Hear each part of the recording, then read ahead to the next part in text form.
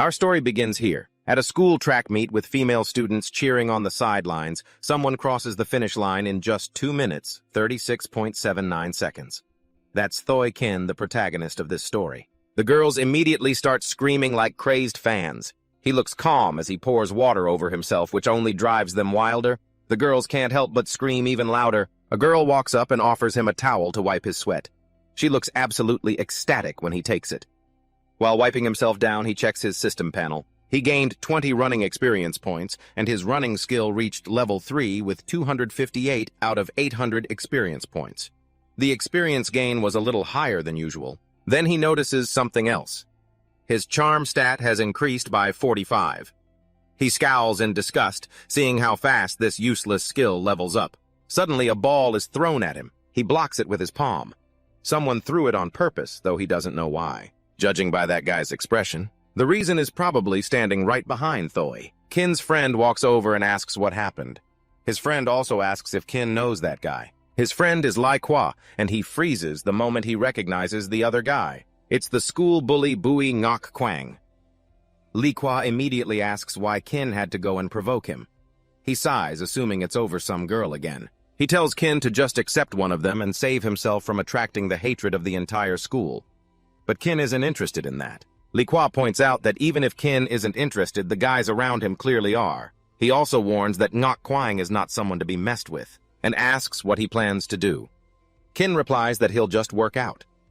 Lai Kwa nearly shouts that working out is useless and that Kin needs to practice martial arts instead. It might be useless for others, but Kin is different. A month ago, he inexplicably arrived in a world almost identical to Earth. Along with him came a system panel. And here effort is actually rewarded. His hard work is never wasted. As long as he trains enough, he can activate the corresponding skills. He had met the conditions and unlocked the level 1 marksmanship skill. Although daily training brings great benefits, the consumption is also immense. And when he opens the fridge, it's completely empty. He doesn't train this hard just to look cool. The place he lives is called Urban Ring Number 5. Since it's a ring, there's an inner area and an outer area. The farther out you go, the poorer and more desolate it gets. The farther in, the more prosperous and noble. He still has half a year until graduation. He can either fight his way into the inner ring, or live his whole life in poverty. It's time to choose. Kin goes out to buy groceries, and the total bill is 210. It makes him turn pale, and he decides to take a few items out of his basket to stay within budget. He can't believe 5 eggs cost 30. He mutters that this is insane as he walks through a dark alley. Something suddenly jumps out. It's a stray cat. It lands right in front of him like a professional scammer blocking his path. But then he notices the cat's scars. It's covered in wounds as if it just lost a fight. The cat speaks up, complaining that it didn't expect the world of stray cats to be so cruel. Kin freezes mainly because the cat just spoke. He wonders what on earth is wrong with this cat. Then he notices the rings on its tail. When he touches it, the system detects a divine substance. He absorbs the divinity. The planet he's on is called Earthstar, a world also known as Chuxia. 2 months ago, God died. On that day, all humans on Earthstar witnessed it with their own eyes. They rejoiced as the gods died. Humanity could finally stand on its own 2 feet. And Kin will grind his way up until he himself becomes a god. At Kin's house, he gives the cat some cat food, but it refuses to eat. In fact, it looks at the bowl with clear disdain. Kin feels annoyed. He can't believe this stray cat. It won't even touch it. Then he remembers something important: this cat can talk. He realizes it's not just a cat. He goes into the kitchen and starts cooking. While working, he gains 20 cooking experience points. He chops vegetables and cooks everything over high heat. Soon after, he places a bowl of rice with shredded pork and green peppers in front of the cat. As soon as the cat sees it, it starts to drool. It eats happily. Kin wears a smug look, satisfied that he was right. He realizes the reason it can speak human language is simple. It's not a cat. It's a person who was turned into a cat, and the reason he suspected it had something to do with the rings on its tail. Suddenly, the system informs him that the divinity absorption, it is complete. The divine skill, Twin Destinies, is inactive but requires divinity to be activated. 525 out of 50. He has met the requirements, and the system asks if he wants to activate it. Without a second thought, he presses yes. The screen flashes brightly before informing him that the Twin Destinies skill has been successfully activated. Kin raises an eyebrow, unsure of what it actually does. The passive effect of Twin Destinies gives him 2 lives.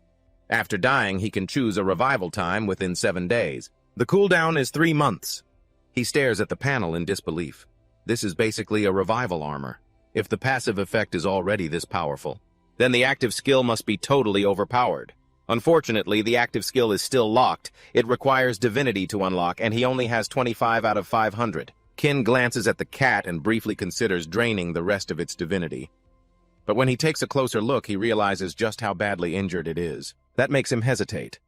To continue draining it now would be inhumane, so he decides to find another way. However, he can't just let the cat go. He plans to go out first to look for clues related to divinity and see what the cat will do while he's gone. The cat is left alone at home with a camera, watching it. In the outer ring. For someone from the outer ring who wants to enter the inner ring, the difficulty is absurdly high. Even if they manage to get in, they also have to pay an exorbitant fee, often enough to bankrupt a small wealthy family. Despite this, countless people still flock there. But what most people don't know is, there's another way one can become a martial artist. All problems would be solved when, as Kin was walking through a dark alley, a man holding an iron pipe appeared in front of him. Kin calmly asked, "Is there a problem?" The bald guy turned to the blonde one and asked if this was the person their boss Vu Kuang had his eye on. They warned Kin that he was a dead man. Kin could only sigh. In the blink of an eye, the bald guy collapsed. Everyone was stunned. They didn't even see Kin move. The blonde guy was attacked next. Then the third man was hit square in the forehead. Kin hadn't even taken a step forward. He was just throwing pebbles combined with his aiming skill. The men groaned in pain as they finally realized Kin wasn't as harmless as he looked, but one of them still charged at him. Kin's eyes activated as the man threw a punch. Kin dodged just in time, and it was a good thing he did, because the punch had shattered the ground where he had just been standing.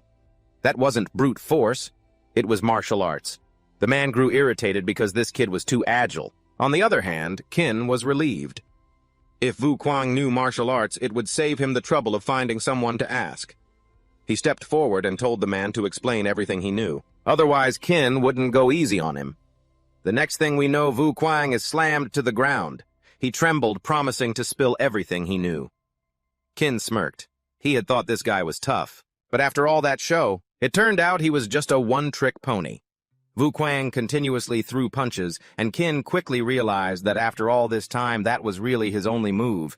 However, thanks to him, Kin had met the requirements and activated the combat aiming skill. Not only did it sharpen his kinetic vision, but it also improved the accuracy of his punches. It was more than enough to deal with a martial artist of Vu Kuang's level. Before long, Vu Kuang was begging him to stop. Kin asked what that punch technique was. Vu Kuang worried, explained that it wasn't a technique at all, but internal energy. It's the act of focusing energy from the entire body and releasing it through a technique. Kin asked how to train it. Vu Kuang admitted that he had only learned the basics and couldn't explain it clearly. Kin grabbed him by the collar and called him pathetic. He brought up the rumors about Vu Kuang smoking, drinking, perming his hair, arson, murder, and even breakdancing. That made Kin wonder how such a ruthless guy could submit so easily. Vu Kuang hastily explained that those were all rumors he needed to build up his image. If they were true, there's no way he'd still be allowed in school. Kin slapped him and warned that if Vu Kuang forgot today's lesson, he would beat him up every time they met in the future. He added that since Vu Kuang liked to bully his classmates, he had to write a self-criticism letter when he got home. Then he had to read it 10 times in front of the class during morning reading tomorrow. One of his underlings had to film it so Kin could check later. Vu Kuang's face was swollen. Tears streamed down his face as he swore to obey everything Kin said. When Kin moved again, Vu Kuang thought another beating was coming and screamed for him to stop. But Kin just bent down and took his phone. He looked up the address of the martial arts dojo. Since Vu Kuang couldn't explain internal energy clearly, Kin decided to go there and ask himself. That night in the city's inner ring, Kin followed the map precisely. The system told him to turn right in 120 meters. The system notified him that he had gone through a battle. He received plus 109 physical points and plus 50 aiming experience. He felt refreshed, receiving plus 33 health preservation points. He also met the conditions to unlock the combat skill. On top of that, he received plus 68 combat experience. His stats were updated. Physical reached level 2 with 431 out of 500 points.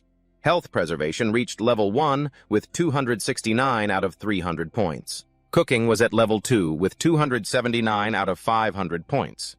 Jogging reached level 3 with 502 out of 800 points. Aiming reached level 1 with 208 out of 300 points, and combat was unlocked at level 1 with 68 out of 300 points. Normally, grinding hard at the gym for 1 hour would only increase his physical points by about 200.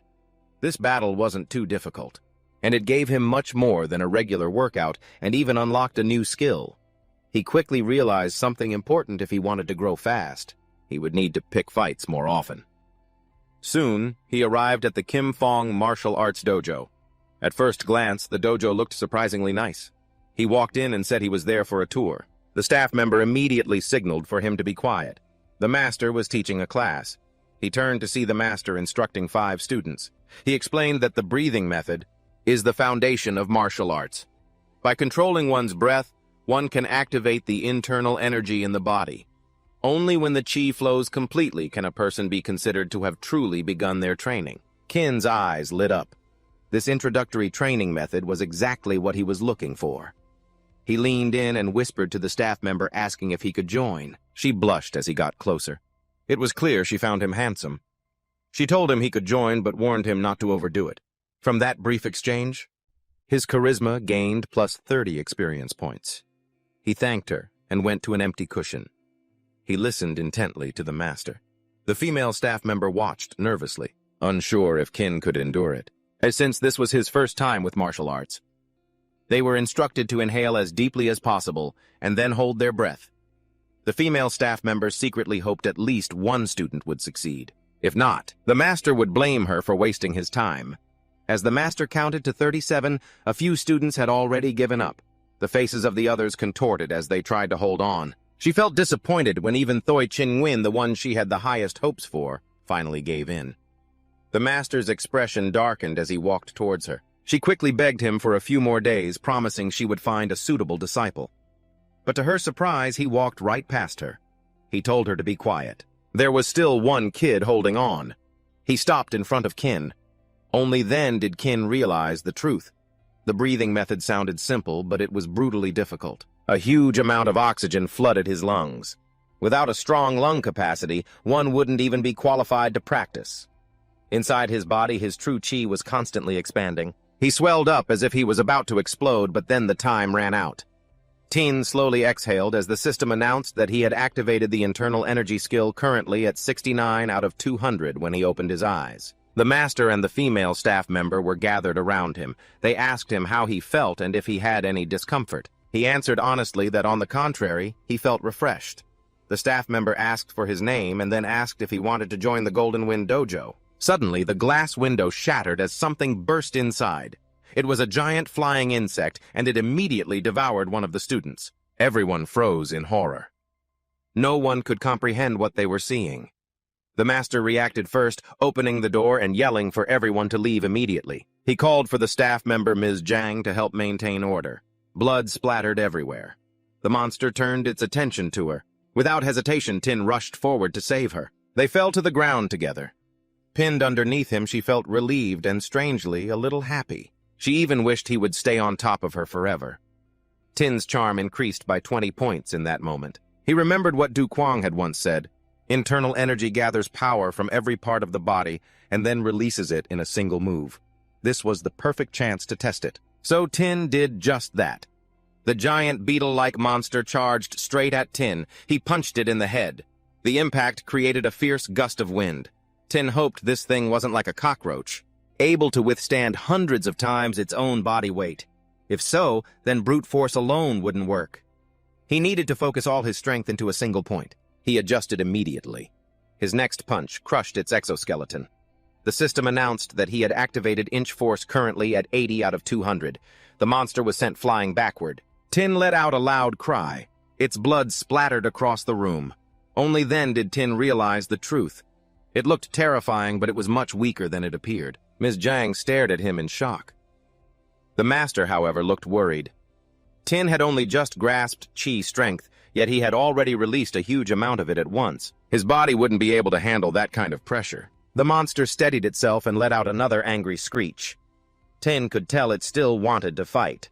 He calmly declared that the outcome wouldn't change, no matter how many times it tried. Qi surged through his meridians and gathered in his arm. The pain was immediate. He winced, and then he suddenly coughed up blood. Something was wrong. The monster charged again. That's when Tin realized he had pushed himself too far. A sense of alarm rose within him as he watched it close the distance. Then suddenly, someone intervened. In a flash, the monster's body was sliced in two. Tin was stunned in disbelief. A woman stepped forward and introduced herself. She was from the White Fang Squad, captain of Squad 838, codename Void Blade. Her team had secured the area and ordered all non-essential personnel to evacuate immediately. This was the first time Tin had ever heard of the White Fang Squad. Killing that cockroach-like monster in a single blow meant only one thing: the people in this organization were terrifyingly strong. Voidblade glanced at Tin and quickly sized him up. He looked only 17 or 18 years old, yet he had severely injured the monster with his bare hands. Moreover, she found him very handsome. She began looking for a reason to recruit him. She walked over and handed him a piece of paper. At 5 p.m. on Sunday, she wanted him to go to the address written on it. She promised to tell him what he wanted to know. Tin took the paper. On it were the words, Ching Cheng Library, 7th floor. Outside the dojo, Zhang hurried over and asked Tin if he was okay. She was worried about him insisting on taking him to her home. Realizing what she'd said, she corrected herself to say, to the hospital for a checkup. He reassured her that he was fine. He thanked her for letting him visit the dojo, then he left. She called after him, telling him to come back tomorrow, but the master quietly shook his head. He felt it was unlikely. A kid who on his first contact with Qi could already display that level of power. A small dojo like theirs simply couldn't hold on to someone like him. As Jin walked down the street, the system continuously sent notifications. He received plus 29 physical experience, plus 89 vitality experience, and plus 50 charm points. He also received plus 98 combat experience, bringing his combat skill to 166 out of 300. He was now qualified to activate Inch Force. The concept of Inch Force was simple. Concentrate Qi into a single point, then accelerate to maximum speed over the shortest distance. If used correctly, even the toughest defense could be broken. Jin wanted to experience it again. He tried to activate it once more. Immediately, a wave of nausea hit him. He remembered the master's scolding from earlier. For overusing his Qi like that, Jin decided not to tempt fate. He would get some proper rest and see how things were tomorrow. After learning about the White Fang Squad and that cockroach-like monster, he couldn't stop wondering how many secrets this world was hiding from him. In the end, he decided to go to that address on the weekend. When he got home, he noticed a light coming from the window. He checked his phone and saw what the cat was up to. It was sitting in front of his computer. The moment Jin walked in and spoke, the cat jumped up in surprise. He asked why it was messing with his computer. Caught red-handed, the cat still tried to play dumb. That just annoyed Jin because the cat wouldn't explain. Jin decided to deal with it after a nap. He lay down on the bed. The cat tilted its head, sensing something was wrong. It smelled blood on him. Did he get into a fight? The thought immediately irritated the cat. She had already claimed him as her own. Who would dare bully her person? She jumped onto Jin's stomach and demanded to know what happened. She told him to spit it out no matter who it was. Nin Fonglei, the Dragon Gate sect master, would get justice for him. Jin calmly confirmed one thing first. So it really could talk. He admitted that he always knew it was a person, but he was exhausted. They could talk after he got some sleep, and just like that he fell asleep. Fonglei angrily yelled at him, telling him he could at least explain before sleeping. By the next day, Jin's stamina had fully recovered. They talked while they ate. Fonglei learned that he hadn't been beaten up by anyone. Instead, he had defeated a monster. Jin nodded, confirming it. She frowned, having never heard of monsters roaming freely in the city before. Din reached out and patted her head, thanking her for worrying about him. She immediately blushed when he called her name. Pretending to be tough, she said he wasn't allowed to address her so casually. He had to address her respectfully as the clan leader. She demanded that he call her Lady Ni. Din played along, and since she was now able to talk, he finally brought up something else. He wanted an explanation for what she did in the video on his computer. Her eyes widened, and a cold sweat broke out as she froze on the spot. The thing on Fong Mi's tail was called a cattail ring, a type of divine artifact. She was looking up information about it. He reached out and touched her tail. She yelped. 287 years ago, a god had died. It was said that the remaining specks of golden light were the divine artifacts. He had only heard stories about them before, but now he was seeing one with his own eyes. Now he finally understood how it could absorb divinity. She asked how long he planned on pinching her tail. He felt a little embarrassed and pulled his hand back. He asked if she was looking for an instruction manual for it. She said she didn't want to use it. She wanted to take it off. She explained that Dragon Gate is the biggest gang in Than City. They don't just control the entertainment venues. They also work with martial arts dojos to deal drugs. Their growth was too fast, and that attracted jealousy. She was attacked right in her own villa. Someone put that thing on her, and she turned into a cat. By the time she managed to escape, Dragon Gate had fallen into someone else's hands. She can only return to her human form. If the ring is removed and she wants those people dead. He asked her what she planned to do next. He said that if she couldn't find the answer online, then the library would probably be a dead end too. She told him that she had a plan. The plan was for him to practice martial arts and become strong. He asked what that had to do with removing the ring. She explained that once he became strong, various organizations would seek him out, and among them there might be someone who possessed a divine artifact. By following those connections, they could eventually find a way to remove the cattail ring. He smirked at the thought of people coming to knock on his door. So she intended to introduce him to the best dojo. She asked if he had heard of the Hidden Dragon Dojo. He said he had. Back when he wanted to learn martial arts, he had checked the tuition for every dojo in Than City. The Hidden Dragon Dojo was the most expensive of them all. But that wasn't what he remembered most. What he remembered was the overwhelming number of bad reviews. She snorted and said those people were trash. They couldn't handle the harsh training, so of course they failed. She added that in the true martial arts world, no one looked down on the Hidden Dragon Dojo. He asked how to get in. She said the answer was simple. Follow the laws of the Jianghu and challenge the dojo. He looked at her in disbelief and asked if they would really accept him after he wrecked the place. She looked at him as if he were a lost cause and said that challenging the dojo is just an interview. Disciples are divided into many ranks. Some pay to get in, but even if they train seriously, it's meaningless without talent. Others have talent but lack true strength. If it takes 15 or 8 years just to become competent, then it's useless. On the path of martial arts, mentality is the most important thing. Only a person with an undefeated spirit can throw an undefeated punch. Challenging the dojo is a way to nominate yourself, and it's the best way to prove that spirit. She told him to go tomorrow. She still had a few things to take care of. The next day, a disciple greeted Tin at the entrance of the Hidden Dragon Dojo. They shook hands, but the man suddenly tightened his grip. Tin felt the pressure and assumed it was a test. Since it was a test, he decided to take it seriously. He squeezed back with all his might. The man screamed in pain and started whining that his hand was about to break. Other students quickly gathered around and burst out laughing. They told Tin not to mind him. Apparently the guy was a martial arts nut who always tried to pick a fight with everyone he met, and he lost almost every time. The man's face turned beet red as his loud-mouthed friends exposed him. Only then did Tin realize, this guy was just some random student. At that moment, the crowd suddenly parted. The old master was approaching with a few of his inner disciples. All the students were stunned. Even the old master himself had come out along with the rarely seen inner disciples. A few people whispered anxiously, wondering if something big was happening. Or maybe the dojo was closing down. The old master was Monbok Thuong. He was in a wheelchair with a black cat beside him.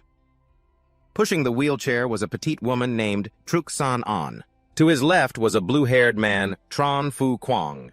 To his right was a tall man named Li Qi. Behind them was a woman named Mon Tan Chiu. Tin froze.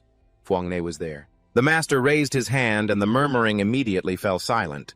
He looked at Tin and asked if he had come to challenge the dojo. Fuangne quickly winked at Tin.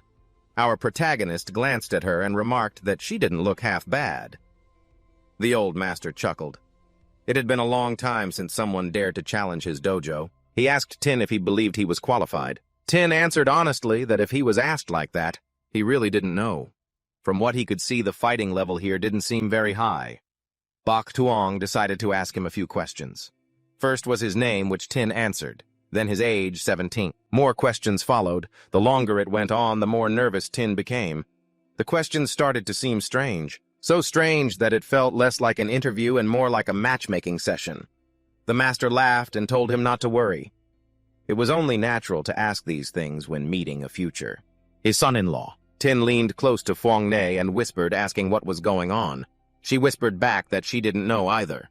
Truxan An spoke up, calling the master grandfather. She said that regardless of whether he was qualified or not, they still had to fight first. She looked at Tin and said she would go easy on him. Tin nodded. He was ready. The disciples were stunned. Their little senior sister was going to fight him personally. In their eyes, this kid was done for. Phuong Nay puffed out her cheeks and complained that they were still fighting, while the whole thing had turned into a matchmaking session. San An warned him to be careful. Phuong Nay felt a pang of worry for him. A target marker appeared. San An threw a punch, but Tin dodged it cleanly. He immediately grabbed her wrist and threw her to the ground. The impact stunned her. Fu Quang narrowed his eyes and remarked that Tin's dynamic vision and grappling stance were very precise. He said that Tin's movements reminded him of his own style when he was young. Bok Thuong laughed cheerfully. He praised Phuong Nay for finding such a good seedling for an old man like him. Phuong Nay proudly replied that it was only natural, even though just a moment ago she had been worried for Tin.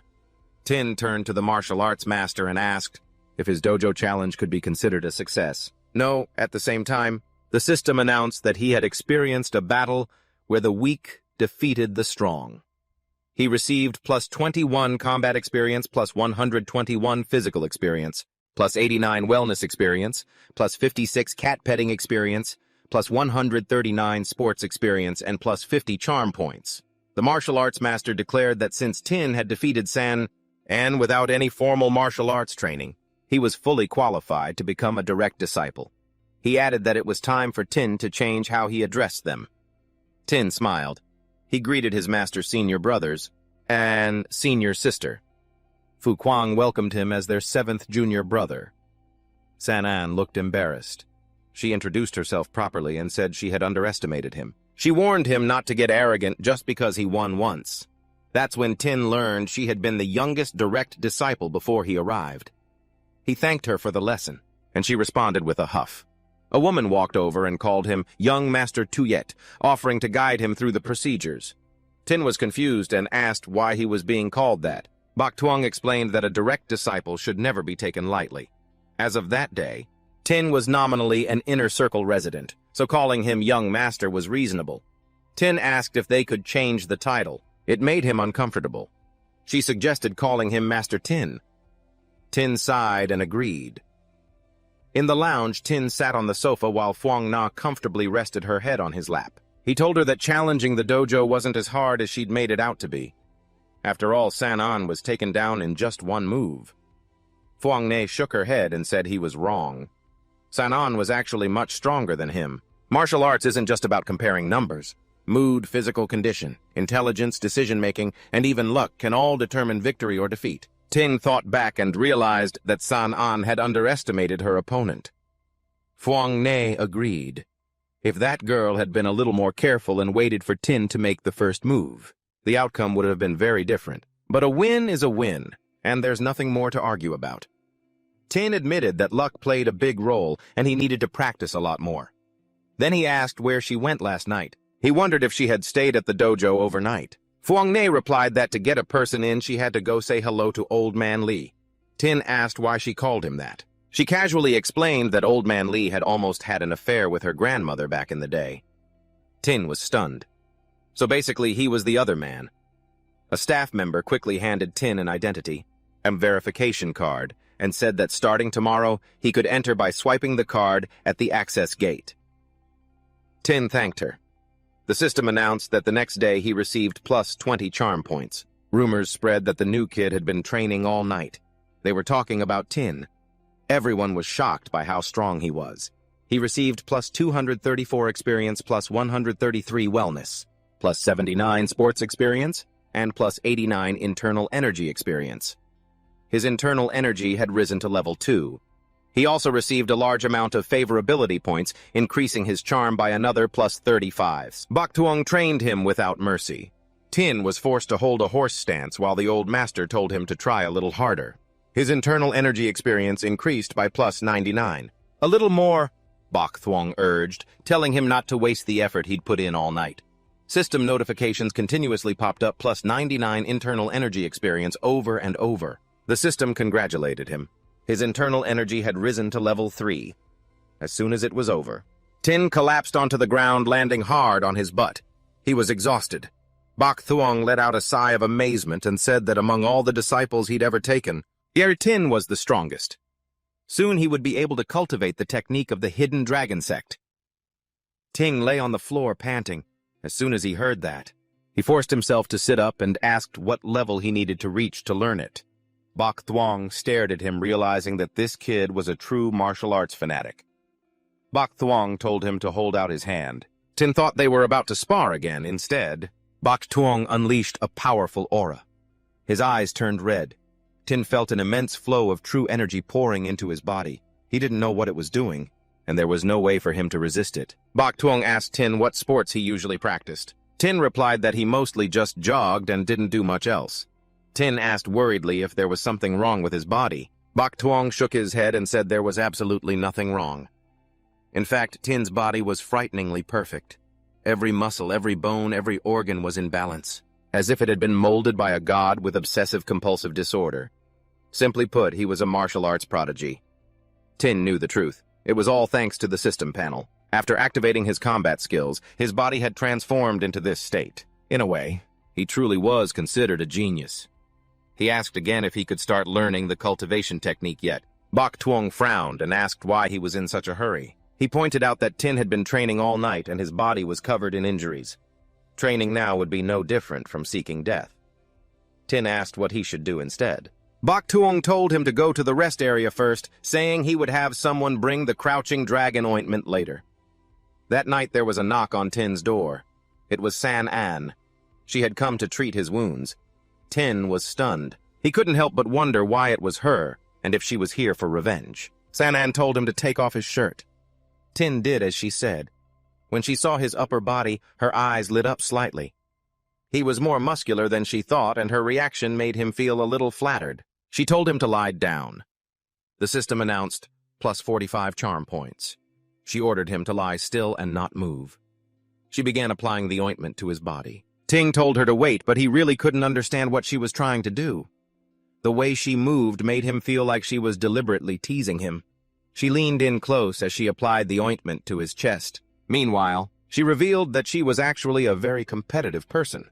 His face grew hot, but he realized that despite everything, his self-control was still holding up while she was on top of him. She asked why he wasn't saying anything. Tin calmly replied that as long as she was happy, it was fine. A moment later, she admitted that she had lost to him because she was careless. Even so, she still felt indignant and decided to use this opportunity to tease him back a little. The system announced again, plus 45 charm points. She said she hoped he wouldn't be mad at her. Tin's charm points kept increasing, but his expression looked stiff. He explained that he wasn't angry. He was just in a little bit of pain. "It's no big deal," she said. The upper body was done, and she suggested he take off his pants next. As she reached out, Tin quickly grabbed her hand and said he would do it himself. She giggled, saying she was just teasing him. Seeing him so flustered was amusing. She handed him the jar of ointment and said she'd leave the rest to him, then turned and left. He performed a crouching dragon stance training session and received plus 98 physical experience. Many identical system windows appeared one after another. Afterward, Tin went down to the street, his whole body aching. He muttered that it was terrifying. He almost felt like that woman had taken him apart. The system announced that he had leveled up. His combat level increased to level 3, and his internal energy increased to level 4. Tin smiled when he saw this. With no other plans, he decided to go to the library to keep his appointment. As he walked, he muttered that the name White Crow Squad sounded extremely childish, actually. It was just Thantun's special police force, though. He couldn't understand why they wanted to meet at the Tantan Library. Tin arrived at the 7th floor. He was surprised to see it completely empty. For a moment he wondered if he was being pranked. Then someone greeted him. He turned around. A tall woman with long blonde hair came into view. She introduced herself as Vu Vu Tin, the Vu from Childish and the Tin from Clear Sky. Tin asked where the Void's Edge was and why she chose the library as a meeting place. She explained that she was the informant for the Void's Edge. Since this was a private meeting, they couldn't use the special police station. She admitted that she was skeptical at first, but after meeting him in person, she approved. She told him to join them. Tin asked on what basis. She calmly said that she knew he was interested in the divine relics. His reaction alone was enough to confirm it. She chuckled lightly and asked how he knew about the concept of divine relics. He didn't want to answer her question. Instead, he became curious about this woman herself and what her background was. She said it was fine if he didn't want to talk. It was her fault for not explaining things first. She poured him a cup of tea. He took a sip. It was just plain water. Then she poured the remaining water back into the teapot and then poured him another cup. She told him to taste it again. Tin was confused. It still looked like normal water, and he couldn't understand what she was trying to prove. He drank it and was stunned. The water tasted sweet. She calmly explained that 287 years ago God died, or to be more precise, a god died when that god passed away. Countless points of light scattered across the world. They call those fragments God's blood. The God's blood fell into objects, living creatures, and even things born from the human imagination. Anything infused with God's blood became what they now call a divine relic. The item in front of you is one of them. Serial number God 1567 Sweetwater Teapot. Tin leaned closer, wanting to examine it more carefully. Part of him suspected she might have put sugar in it beforehand. She handed him the teapot. The system immediately detected a real divine substance. His total divinity began to increase continuously. +5. His total divinity had increased to 502 out of 500. He confirmed it instantly. He could absorb divinity just by touching a divine relic. His active skills were now fully recorded. Tin was speechless. He asked what the teapot's real function was. It makes water sweet without sugar. Can it boil water out of thin air? As he spoke, his divinity continued to increase because he was still holding it. Your guess is pretty close. She chuckled, thinking that he was clearly inexperienced with the world, and for some reason, that made him even more adorable. Tin noticed the water level didn't seem to be decreasing. He wondered if the teapot was infinite. She was impressed that he actually used his brain. He kept receiving notifications of +5 divinity points. He stopped counting when he realized he could finally activate his skill. As an outstanding student of Thantan-affiliated high school, I expect you to understand what that means. He thought about it and looked back at the Sweetwater teapot. A perpetual motion machine. Something capable of overthrowing the fundamental laws of the universe. He even wondered if the endless power source in the inner belt was related to divine relics like this one. She told him not to overthink it. The nature of a divine artifact is inherently illogical, something that no man-made object can replicate. He asked her why she proactively told him all of this. It was because 3 days ago he had defeated a monster with the body of a normal person, even when faced with such a terrifying and alien creature. He didn't show any fear. She handed him her business card. It read, Vu Corporation's Divine Artifact Research and Recovery, LLC. She was the CEO of the company. She was also the designated equipment supplier for the White Fruit team. Mentally, he had surpassed most people, which was why she hoped he would join. Vu Corporation's Divine Artifact Recovery Company. And since our boy would get the chance to absorb divinity, he was really excited to join her team. He promised to follow all her orders. To him, a Divine Artifact Recovery Company wasn't just a job. It was a god-tier workplace that he absolutely had to get into. As for me, I really like it when our main character is this smart. A Divine Artifact Recovery Company sounds like a place where he would be, surrounded by divine artifacts all day. Just the thought of it made him excited. Wealth and power. That's a perfect combination. Currently, his only source of divinity comes from divine artifacts. The passive skill Dual Life alone is already this overpowered. If the active skill is even more ridiculous, then no one in the world will be able to defeat him. That thought made him laugh out loud. Vu Tin could tell. He was deep in his own fantasy world. She took a document out of her bag. She handed him the contract and told him to look it over, and if there were no problems, he could sign it. He read through it and saw it was like a standard employment contract except for one addendum, a confidentiality agreement. There was also a clause stating that the work involved a special Dangerous field related to divine artifacts, which meant there were serious risks. If he was disabled or passed away while on the job, the company would pay his family $5 million to cover medical expenses, funeral costs, and other expenses. But there was one condition: if the accident was caused by his own intentional actions or gross negligence, there would be no compensation. That alone told him this was not a safe job. She explained that divine artifacts are divided into 4 levels: D-class harmless level, C-class dangerous level, B-class high danger level, and A-class the highest danger level. In the future, only when he showed sufficient growth would he be allowed to participate in jobs that were truly dangerous. He wanted to ask more about A-class divine artifacts, but she stopped him. He didn't need to think about that yet. A divine artifact of that level isn't something one person or even one company can handle. When that happens, official government agencies get involved. He asked her why she chose him, even though he had been exposed to a divine artifact before. That didn't mean he was qualified, and as far as he knew, she didn't know about his system panel or his martial arts training. He couldn't believe she would invite him, based solely on Voibear's one-sided recommendation. Something wasn't right. She pointed out that he was wrong about one thing. It wasn't that he had come into contact with the divine artifact, but that the divine artifact had come into contact with him. He asked what she meant. Divine artifacts seem to possess a certain degree of will. They will proactively approach people they are drawn to, and among humankind there's a special type of person who can naturally attract divine artifacts. She was one of them, and she knew that Kinko also had the same constitution as her. To show her sincerity, she offered him that salary. The contract stated that he would receive a monthly salary of $200,000.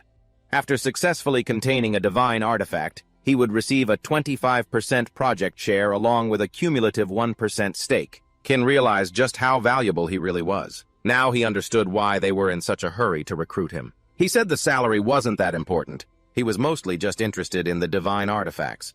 Then he signed the contract. He handed the document back to her and said, "From now on, I'll be in your care." She smiled and said, "It's a pleasure working with you." He told her that if there was nothing else, he would be going now. She said goodbye. Between the Hidden Dragon Dojo and collecting divine artifacts, his schedule was about to explode. He worried that he wouldn't have time to go to school in the near future. He sent a message to G asking him to tell the teacher that I was taking leave because he was bedridden. G replied that he should just leave it to him. Besides, with a salary of $200,000 a month, he wouldn't earn that much, even 15 years after graduation. His top priority now was simple: get stronger. Only by getting stronger would he have a chance to return. He decided to check his active skill first. While walking through the outer belt, he summoned his system panel. The divinity required to upgrade Dual Life, a level 1, showed 502 out of 100. Its passive effect gave him 2 lives. After dying, he could freely choose a time to revive within 7 days with a 3-month cooldown. The active skill was no longer locked. The unlock requirement was 502 out of 500, which he had already met. The system asked if he wanted to activate Dual Life, and he chose yes. Now at each level he could assign an ability related to his body. When activated, that ability would produce a doubling effect. The available options were memory, physical defense, physical strength, reaction, speed, movement, speed, calculation, ability, and concentration. In short, if he chose physical strength, he would gain double strength when Dual Life was activated. He already had revival armor, so doubling his defense seemed pointless. His body was already tough, and his main attack style relied on targeting rather than brute force. Then a saying flashed through his mind: in the world of martial arts, speed determines the winner. He chose speed. He needed a proper comparison first, otherwise he wouldn't know how truly powerful this skill was. From where he stood to the lamppost ahead, the distance was about 100 meters. He decided to run it once without the skill and time himself. He started running. The result was 10.24 seconds. Not great, but not bad either. He decided to activate the skill and run again to see what the difference was. He returned to the starting point and ran again this time. He was so fast he left only a streak of light behind. His time was 5.12 seconds, exactly twice as fast. Now he understood that Twin Life wasn't just some gimmick. It was the real deal. For a normal person, improving a 100-meter sprint time from 20 seconds to 12 seconds is achievable through hard work. But to surpass that point, every improvement of 0.1 seconds requires 100 or even 1,000 times the effort. Without extraordinary talent and immense resources, it's nearly impossible. Theoretically, in a high-intensity duel where the slightest mistake means death, activating the skill would create an acceleration that completely defies logic and intuition. It would be a guaranteed finishing blow. He was very satisfied with Twin Life. It ignored the laws of physics and natural limits. This made it a truly divine rule-breaking skill. While his body was still warmed up, he wanted to try it a few more times, but to his surprise, the skill had entered its cooldown period. Only 20 seconds had passed since activation. He realized he would have to use this ability very carefully in the future. He also had no idea when it would recover. With that thought, he decided to head home. After training all day, his entire body ached by the time he got home. He planned to take a shower first, then enjoy a long, peaceful sleep, since he still had to go to the dojo tomorrow. Suddenly, his vision went dark. The next day, he was lying outside near the stairs when his phone rang and woke him up. He realized he'd been asleep for 6 hours. He had no idea why he had slept in the hallway. The first thing he did was check on Twin Life's recovery. His eyes lit up when he saw it was almost fully restored. He quickly figured it out. Every 1 second of using Twin Life required 1,000 seconds of cooldown. If he used it to its limit, it would take about 6 hours to recover completely. Just then, a message popped up from Sun Ung, asking why he hadn't shown up for practice yet. Only then did he remember he was late. He rushed off immediately. He finally arrived at the Dragon Way Dojo. He pushed the door open and burst in. Sun Ung, who was helping a student with stretches, saw him. She immediately ran over and spoke. "You're just in time." She grabbed his hand and pulled him into the center, announcing that they would spar to demonstrate the proper use of internal energy. The other students began to whisper among themselves. They started placing bets on who would win. One was confident it would be Sun Ung, thinking that she only lost last time because she was careless. After all, Qin had just started learning martial arts. There was no way he could win again. Some even hoped she would go easy on him and not break him. Qin knew that even though she called it a demonstration, in reality she was trying to reclaim the reputation she lost last time. And this time she wouldn't be careless. But that didn't bother him. For him, this was the perfect opportunity to test his own abilities. After a brief "please guide me," he activated Twin Life Level 1. She was preparing to launch a palm strike at him, but he vanished in an instant. The next second, he grabbed her arm and threw her to the ground. The impact left her stunned. She couldn't understand how she still lost when she had clearly used her full strength. He calmly declared that she had let him win. Received plus 97 combat experience. He also received plus 81 physical experience and plus 49 wellness experience. On top of that, his marksmanship experience increased by 26, sports experience increased by 69, and his sports skill leveled up to level 29 out of 500. Only then did he realize something important. This was no longer considered a case of the weak defeating the strong. After activating the speed of Twin Life, the system no longer judged him as weaker than Sun Ung. Sun Ung had rich combat experience and was on full alert, yet she still couldn't react in time. That made him realize just how terrifying his power had become. From now on, his training would focus on completely mastering this speed difference. A moment later, Fu Kuang waved to him and asked if he wanted to practice the hidden dragon energy together. "No," he said. He had accepted an invitation from 5 of his senior brothers. At that, Fu Kuang was in complete disbelief. He had thought the rumor about Qin learning the hidden dragon energy in one night was just an exaggeration, but now he could see it clearly. Qin had nearly cultivated dragon energy. When Fu Kuang first practiced this technique, he could only last for half an hour. The comparison was ridiculous. However, he did explain something important in the world of martial arts. There is a legendary ultimate physical state. It's called the treasure body. It means refining one's physical body into a true treasure. In that state, the body achieves 5 types of perfection: dragon elephant muscles, iron tree tendons, crystal clear skin, indestructible jade bones, and blood of molten gold. Dragon elephant muscles means muscles so powerful they seem to contain a flood dragon inside. Iron tree tendons refers to tendons as resilient and rooted as iron trees. Crystal clear skin means skin that is flawless and without pores like polished glass. Indestructible jade bones means bones refined into immortal jade. That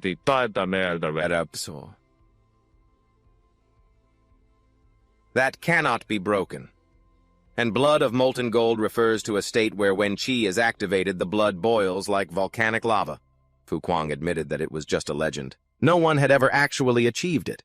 Deep down, however, Qin felt differently. Just because others couldn't do it didn't mean it was impossible for him. That thought sparked something inside him. He wanted to become a martial arts legend himself. Suddenly, someone burst in through the window. Fu Kuang was completely terrified by what his eldest senior brother had just done. Shards of broken glass flew everywhere. Fu Kuang quickly introduced Qin to the man. He explained that this was the dojo's strongest, eldest senior brother, Kai. He also had many quirks. The system informed Qin that Kai dislikes talking, is a musclehead who hates trouble, believes that force is supreme, obsessively protects his wife, and hates using the main door. Fu Kuang added that Kai prefers to enter by breaking windows. When Qin looked in the shattered window, his eyes widened. He couldn't believe Kai had jumped from the ground all the way to the top floor. Qin couldn't help but wonder how much power that required. Fu Kuang asked their eldest senior brother if he was here to see him. Qi just waved his hand and Fu Kuang immediately understood. Fu Kuang told Qin that he had some things to take care of and would leave first. Before going, he reminded him of something important. The essence of the hidden dragon energy is channeling and shaping force. Then he left by jumping straight out the window. Only then did Qin realize something. Lately, you've only focused on increasing the amount of your qi, never once thinking about shaping it. With a new idea formed, you began trying to combine it with your aiming ability. 3 hours later, you took a deep breath. You continued to meditate until your veins bulged from the strain. Then you flicked your finger. An explosive force burst outward, creating a shockwave in the air. You realized it was far more impressive than shooting pebbles from the roadside. Someone approached, clapping slowly. It was the master of the dojo. He never expected that besides Qin's outstanding physical talents, you also possessed such remarkable athletic ability. He gave Qin a pill and told you to eat it. You took it and without hesitation placed it in your mouth. The master then told you to look at him. You felt something strange. It was as if you were drifting into a void. You no longer knew where you were or what your master had done to you.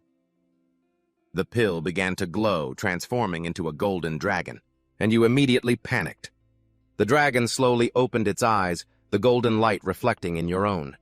Then you saw it golden scales began to form on your right arm. You felt a headache as if the qi in your body was running wild everywhere. You wondered if it was because of the pill. You took a deep breath trying to calm the qi. You then activated the hidden dragon art and held your breath. Deep in your consciousness, a wonderful sensation arose. At the same time, all your distracting thoughts appeared. The dragon stood right in front of you. You focused on your cultivation, and the dragon's body slowly coiled around you. Soon, golden light flooded everything as you merged with the dragon.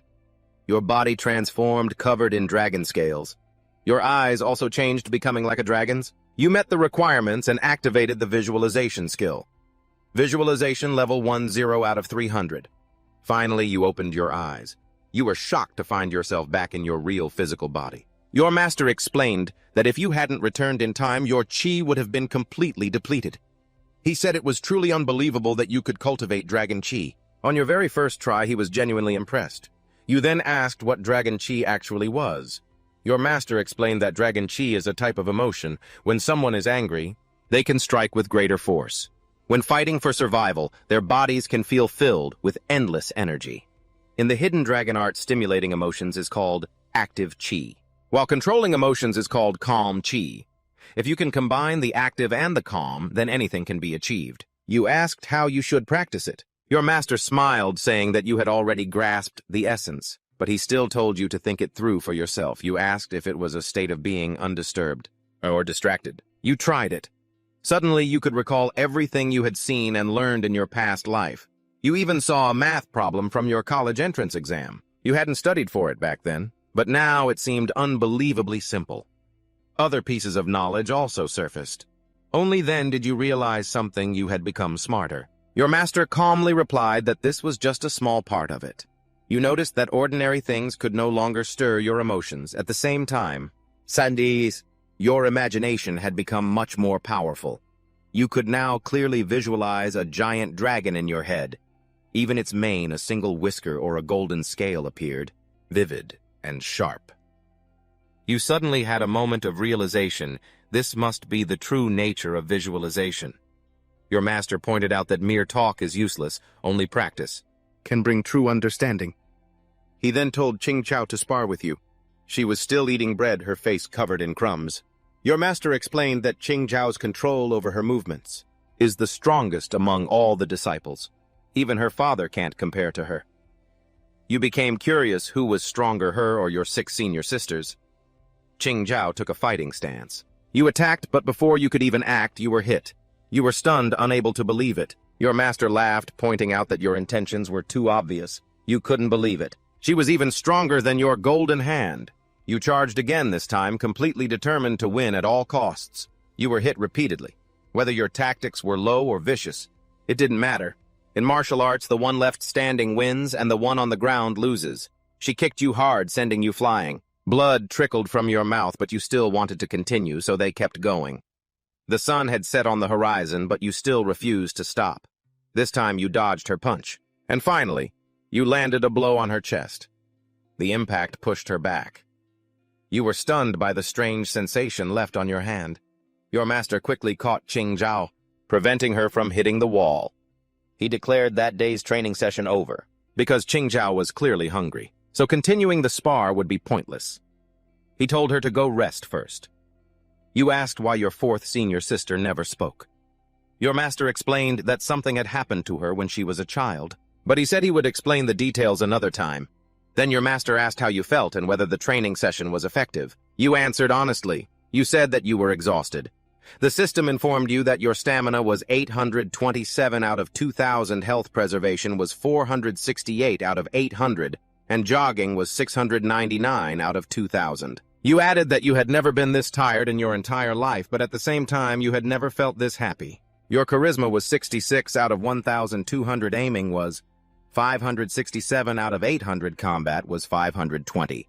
Out of 800, athletics was 217 out of 1,200, and visualization was 251 out of 300. You realized just how fearsome your 4th senior sister was. Sparring with her for over 4 hours had crazily increased your experience. From now on, you planned to shamelessly stick to her. After that, you returned home. You brought some fried chicken back for Feng Na, but she wasn't there. It was already late, making you wonder where she had gone. Just then, he heard a strange noise coming from the bathroom. Qin was confused. Feng Na didn't bring any guests home. There was only one pair of shoes at the door. He wondered if she was in there. A terrible thought crossed his mind. What if someone had trapped her in the bathroom? He remembered she mentioned having enemies, which made him worry. So he burst into the bathroom only to find her calmly taking a bath. She panicked and splashed water everywhere.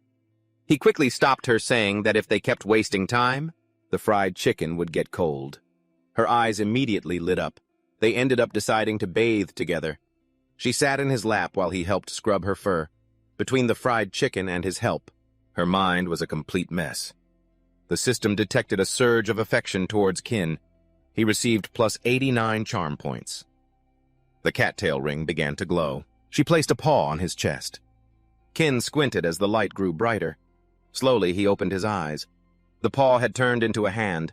He held his breath as Feng Na transformed into a human. She still had cat ears and a tail, but the rest of her was clearly human. She panicked, jumping up and screaming at him not to look.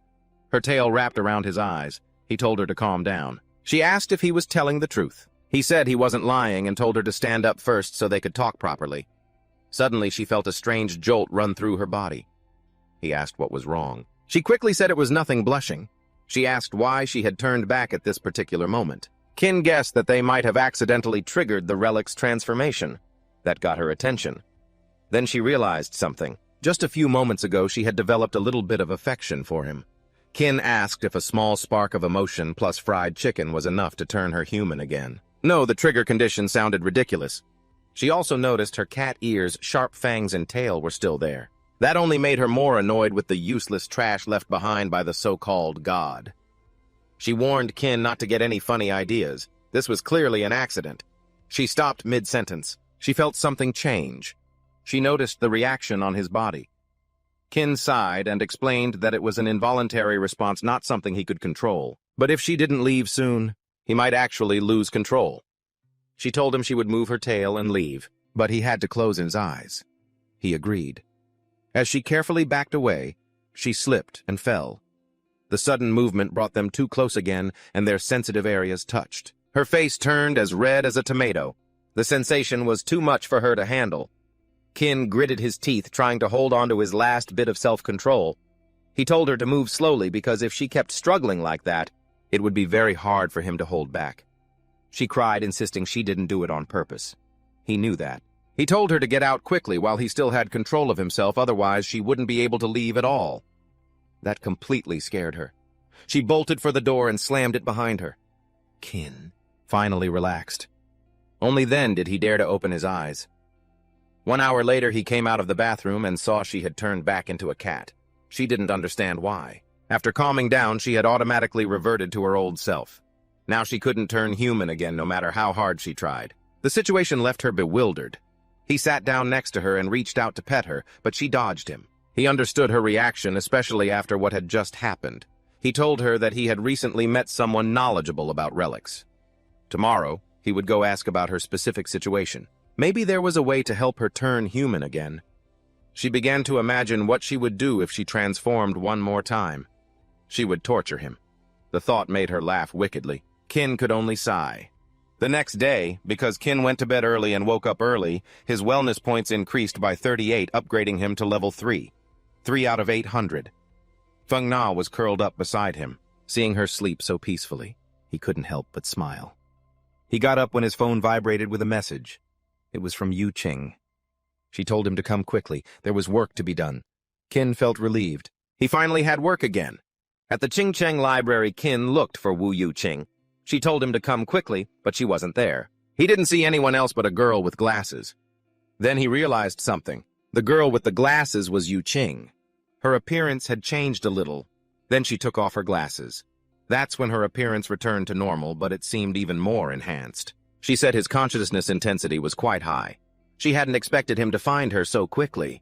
He also noticed just how charming she looked. Noticing this, she cleared her throat. Qin, feeling embarrassed, quickly looked away. She told him that the glasses were a relic. Relic 1280 mundane glasses. They reduce a person's presence, making them harder to notice. He asked if that was all they could do. When he touched them, the system detected divine matter, and he absorbed divinity. Not only that, but once the glasses are removed, the suppressed presence explodes instantly. The longer a person wears them, the more radiant they become when they take them off. He felt relieved. He hadn't suddenly turned into a pervert. It was just the glasses. He asked her about the job. She said she wanted to show him this first. This mission was very special, a sea-level retrieval mission that normally wouldn't be assigned to him. But this relic 11,105, the crown of the wicked's glory, can continuously amplify the wearer's primal desires. The current wearer is a woman named Enva Huaying. Once she sees a handsome man, she can't control her desire to possess him. He realized these glasses were prepared specifically for him. She said his foundation was already solid. He just needed to wear the glasses first. The moment he takes them off, he would completely ignite Envi Huaying's desires. At that point, it would be very easy to remove the crown of the wicked and return her to normal. The mission would be his. His face wrinkled in disgust as he realized they wanted him to use a honey trap. However, he admitted the job suited him perfectly. He could drain 2 divine objects at the same time and still be safe. The glasses suit you well. You imagine wearing them for 15 seconds, then taking them off, picturing how ridiculously cool you'd look. You ask if she owns the glasses. She says no. She borrowed them from another retrieval agency. You're surprised to learn there are others, and she catches herself realizing she shouldn't have mentioned it. You thought their agency was the only one in the country, mysterious and high class. She says you've misunderstood. Artifact retrieval agencies are special, but if she had to describe them, they're no different than garbage collectors. You tell her the comparison sounds a bit tragic. She explains that there are thousands of known artifacts, and they can appear anywhere at any time. One agency can't possibly handle them all. Besides, the work is extremely dangerous. You ask if they cooperate with other retrieval agencies. She says no. The government has outsourced the retrieval work to them, and some agencies will do anything for money. If you run into people from other agencies, she warns you have to be careful. You say you understand. You tell her you want to test its effectiveness.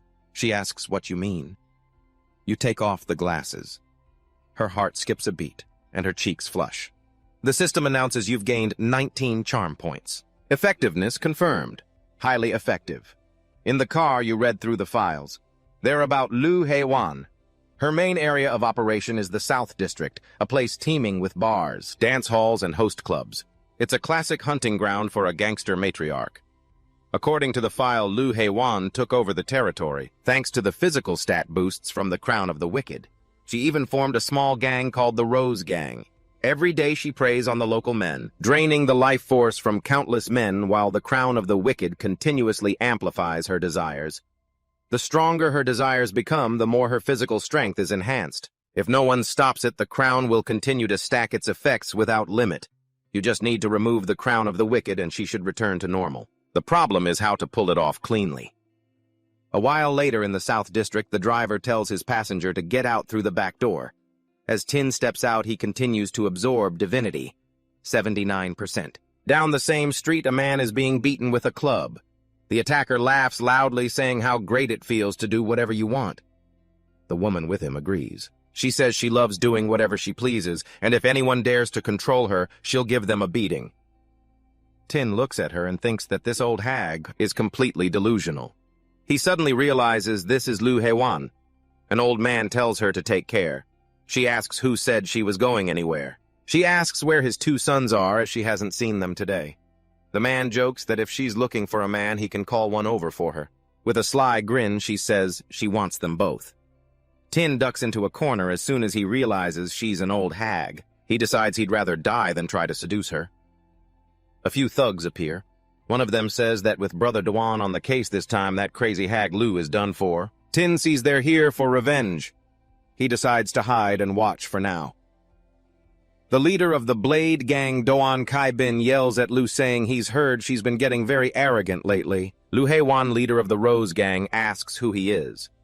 One of the beaten men tells her it's Doan Kai Bin from the Blade Gang. They blame Kai Bin for their beating. She looks him up and down and says his physique is pretty nice. She asks if he wants to play with her. That infuriates him. He throws a punch, but she easily dodges it. He demands she give back his territory. She continuously weaves past his punches. Tin learns that this used to be the Blade Gang's turf until Lu's Rose Gang took it over. That's how the feud started. To him, this is clearly a gang war. The Blade Gang members charge in, mocking her for only knowing how to dodge. The Rose Gang jumps into the fray, and then one of them is hit in the head with a brick. Lu fumes when she sees what happened to her boy. The man she was talking to earlier is the boy's father, and he panics when he sees his son get hurt. That completely ruins her mood. Kai Bin smiles. Finally, she's getting serious. He unleashes his true skill. This time, his attack connects, and she smashes into a wall instead of stepping back. Her eyes light up. Now she really wants to fight him. They charge at each other, and the scene explodes into utter chaos.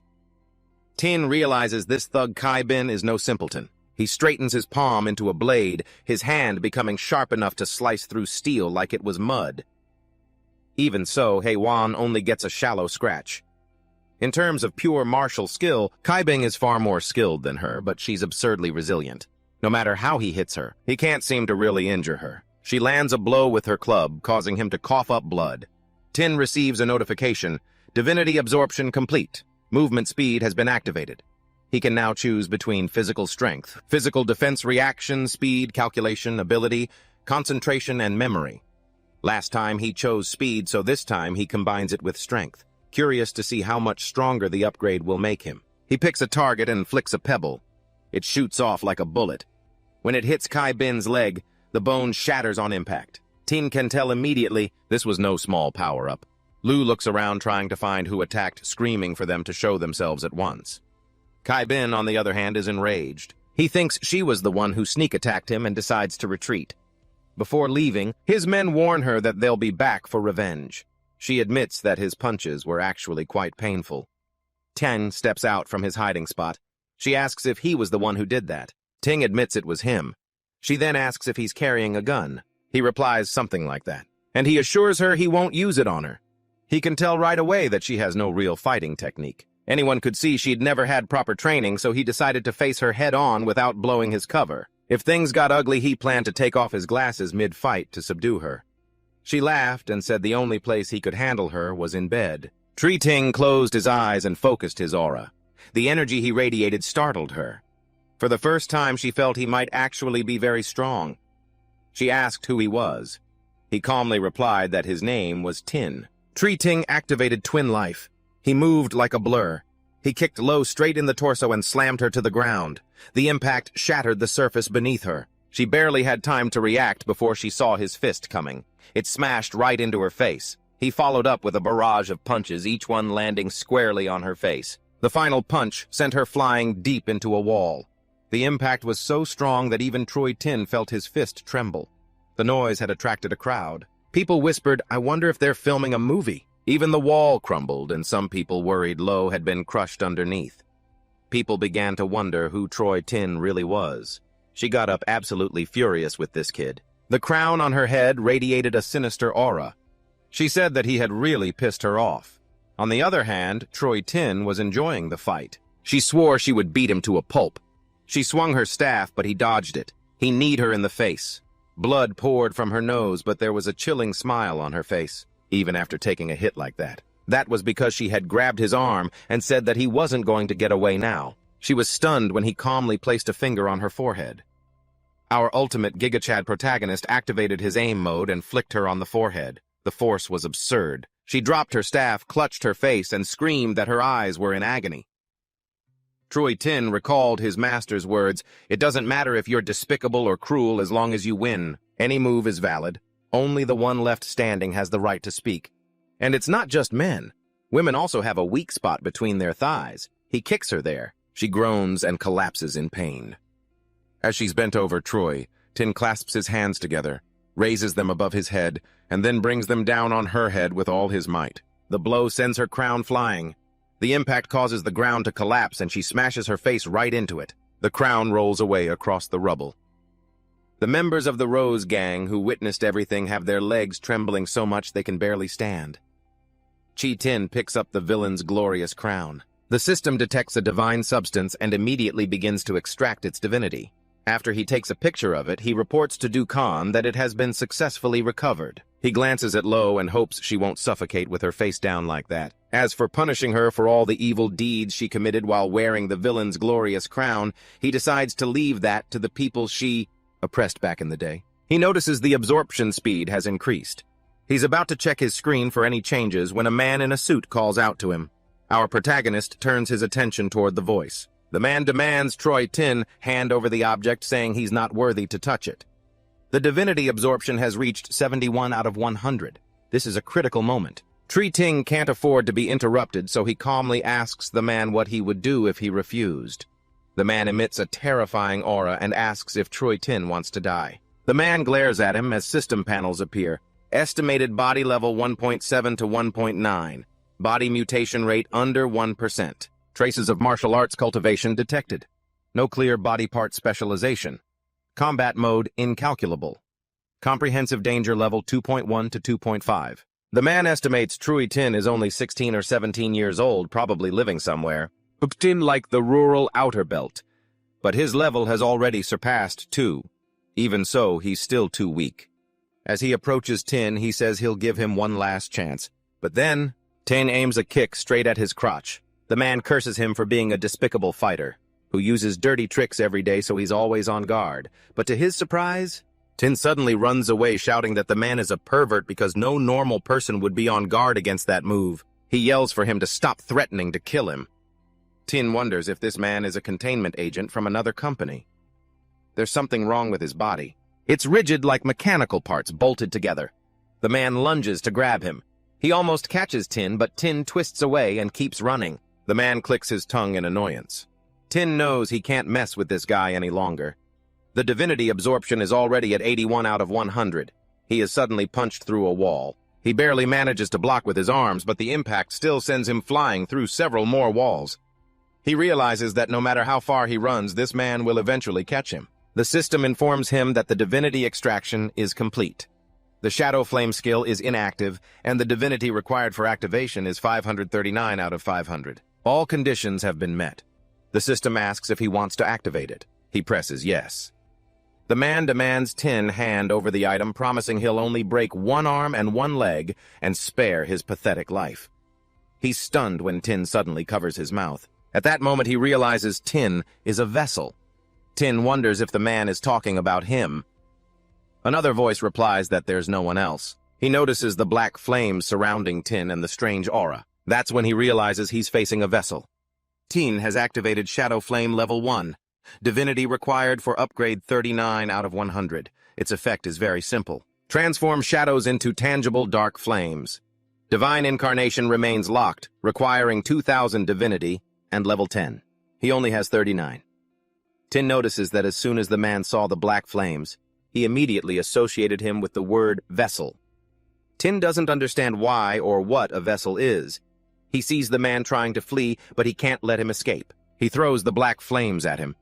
The man screams at him to stay away. Tin still doesn't fully understand what's happening. He just moves on instinct and the dark flames surge forward. It feels like an automatic attack system similar to floating cannons. The man curses loudly as the flames rain down on him. Tin watches him coldly. The flames seep into the man's nostrils. Tin is startled as the man begins to scream in agony from multiple parts of his body. He carefully observes the burning man, and the sight makes Tin vomit. The system announces, "The weak has defeated the strong," rewarding you with plus 452 combat experience. The notification appears again plus 633 combat experience. Physical experience increased by plus 422 and plus 558. Physique has been upgraded to level 6 at 28 out of 3000. Health cultivation has been upgraded to level 4 at 25 out of 1200. Marksmanship has been upgraded to level 4 at 102 out of 1200. Combat has been upgraded to level 4 at 805 out of 1200. And athletics has been upgraded to level 5 at 127 out of 2000. He examines the body. As a part of the clothes burns away, he sees metal underneath. Only then does he realize the man's entire body is covered in artificial skin. Its durability is extremely high after being burned for so long. It shows almost no signs of damage. If he hadn't just destroyed him from the inside, killing him would have been much harder. In comparison, although the stone looks hard, it was turned into that state after only a short time. Tin realizes that the damage caused by the black flames seems to be related to the target's density. Even so, there are no signs of carbonization on the stone's surface, and it feels cold to the touch. That means the black flames don't actually possess the properties of real fire. Suddenly, the black flames covering his body are extinguished. He checks the system. It explains that the black flames are converted from shadows, now that the surrounding darkness has diminished. The dark flames have also weakened. He quickly understands the larger the area of shadow around him, the more dark flames he can convert, and the stronger they become. He dispels his shadow. Tin found it interesting to be able to use his skills this way, without even receiving any prompts, and he had no idea how the cooldown time was calculated either. For now, he decided not to think too much about it. As for the burnt man, he planned to explain everything to Vu Tin first. Meanwhile, in Nam District, a man was looking intently at a large slab of meat. He gently caressed it, then spoke to Bin, asking if he knew why he had been summoned. It was Kai Bin. He had lost an arm and was wrapped in bandages, kneeling on the floor. He replied that he knew because his master had warned him many times not to cause trouble. Yet he did it anyway. He was startled when the man in front of him suddenly vanished. A moment later, the man had him by the head, angrily demanding why Kai Bin had caused trouble, even when he knew the consequences. The man asked Kai Bin if he was tired of living. Kai Bin immediately begged his master for forgiveness. The man ordered him to stand up, then asked if there was any news about the two they had sent out earlier. Kai Bin replied that they had been eliminated. The man asked if Bak Na had done it. Kai Bin reported that one of them was injured by a kid. That answer annoyed the man, which made Kai Bin even more afraid. He hurriedly explained that the kid was Tui Tin, just an ordinary person. The man flew into a rage, demanding to know how an ordinary person could defeat them. Even if the test subjects were imperfect, they still weren't something a normal person could mess with. He ordered Kai Bin to capture the boy. He would personally feed him to the Great Mother Centipede Worm. That way she would give birth to more better children, and one day he would conquer this planet. Ting arrived at the Tengtung Library. He had caused a huge disaster on the mission, and he had no idea how Vu Tin would handle it. He decided not to dwell on it. He'd cross that bridge when he came to it. At worst, he could just make up for it with meritorious service later. The elevator stopped on the 7th floor. The moment the doors opened, Vu Ngoc Tan bowed. She apologized, saying she never expected things to get so out of control. She admitted that leaving him to face the danger alone was a serious dereliction of her duty. Tui Tin was completely taken aback. Vu Ngoc Tang said she would upgrade the mission to C rank. and provide additional compensation. She hoped he could accept it. Tui Tin agreed without hesitation, though he was very confused inside. Her reaction was nothing like what he had imagined. As they walked toward the seats, she told him that the identity of the man he killed had been confirmed. The man's name was Chu An Khan, a C-rank containment specialist, from the Thu family's containment company. She had contacted them, and they claimed it was his personal action and had nothing to do with the company. Tui Tin found that explanation suspicious. Chu An Khan was a man. Tui Ting didn't understand why he would need the villainess's crown. She took out a map. She said this was what had been bothering her too. The Thu family's containment company is located in the inner ring. It's ridiculous for them to send someone all the way to the outer ring for a mission. On the surface, their statement is flawless. However, she believed there was more to this incident. She told Tui Tin to leave everything to her and advised him not to get too deeply involved. He understood. He almost forgot to hand over the villainess's crown. He also asked if she wanted the glasses back. She told him to keep them, that he might need them for the next mission. Then she said that compared to everything they had discussed, the strangest part was Chu's autopsy report. And Khan? Every single internal organ in his body had vanished without a trace. She asked if Tui Tin had done it. The shadow fire was too dangerous. Even though he didn't fully understand how it worked, he decided it was better to keep it a secret. He took off his glasses and with a calm smile said he couldn't tell her. Her face immediately flushed red and her heart began to race. She quickly replied that if he didn't want to say, he didn't have to. Everyone has secrets and she respected that. Then she told him to put the glasses back on. Instead, he put them away. It was just a holy relic after all. Then he asked what she had given him. She explained that it was a containment card, with it carrying out containment missions. Would be much more convenient in the future. Tui Tin felt a huge sense of relief when he realized this. It meant he had been officially recognized. She confirmed it with a snap of her fingers. Hidden doors along the floor slowly opened. She told him that in addition to the privileges of an official employee, all the data stored in the library would now be fully accessible to him. She still had things to handle, so she told him to go on in and look around for himself. He waved goodbye and told her to take care. The first thing on his mind was to find clues about the cattail ring. He stepped into the aisles. Looking around, it felt like entering a different world. All the data was categorized by Holy Relic. He spotted Holy Relic 018, the unreasonable favor of the Death Goddess. He'd never seen it before, so it caught his attention. He swiped his card. Access denied. Insufficient clearance. He tried another one. Holy Relic 069, Cinderella's 9 boys. The number was far enough back that he thought he might be able to access it, but the result was the same: access denied. He tried a few more Holy Relics, but still couldn't get access. He kept wandering the area until he was exhausted. Nothing worked. Even though Vu Ngoc Tan had said everything here was completely open to him, a sense of disappointment began to creep in. If that was the case, then the cattail ring might also be restricted. Still, he decided to keep searching. Finally, he found it. Holy Relic 1391 cattail ring. He said a silent prayer as he swiped his card. The data opened. He almost breathed a sigh of relief. The Holy Relic's danger level was listed as B, which didn't match Tui Tin's C-rank containment specialist status, so he could only view the first 2 layers of data. He had always thought this Holy Relic only turned people into harmless kittens, yet it was ranked on the same level as relics capable of destroying an entire city block. He pulled out a chair and sat down to read the file. It stated that after wearing the ring for a month, the wearer could freely switch between human and cat form. He liked that. It sounded incredibly convenient. Another entry caught his attention. 1 year, a doctor screamed fanatically after seeing the cattail ring and later founded an outer god cult. That piqued his curiosity, so he searched for information about outer god cults after the death of the Earth caused fissures to open up and vast borderlands appeared from the cracks. As humans explored these fissures deeper, they discovered tools that could communicate with the alien gods, attracting groups driven by a thirst for power, gathered together and prayed to the outer gods for blessings. These groups came to be known as the outer god cults.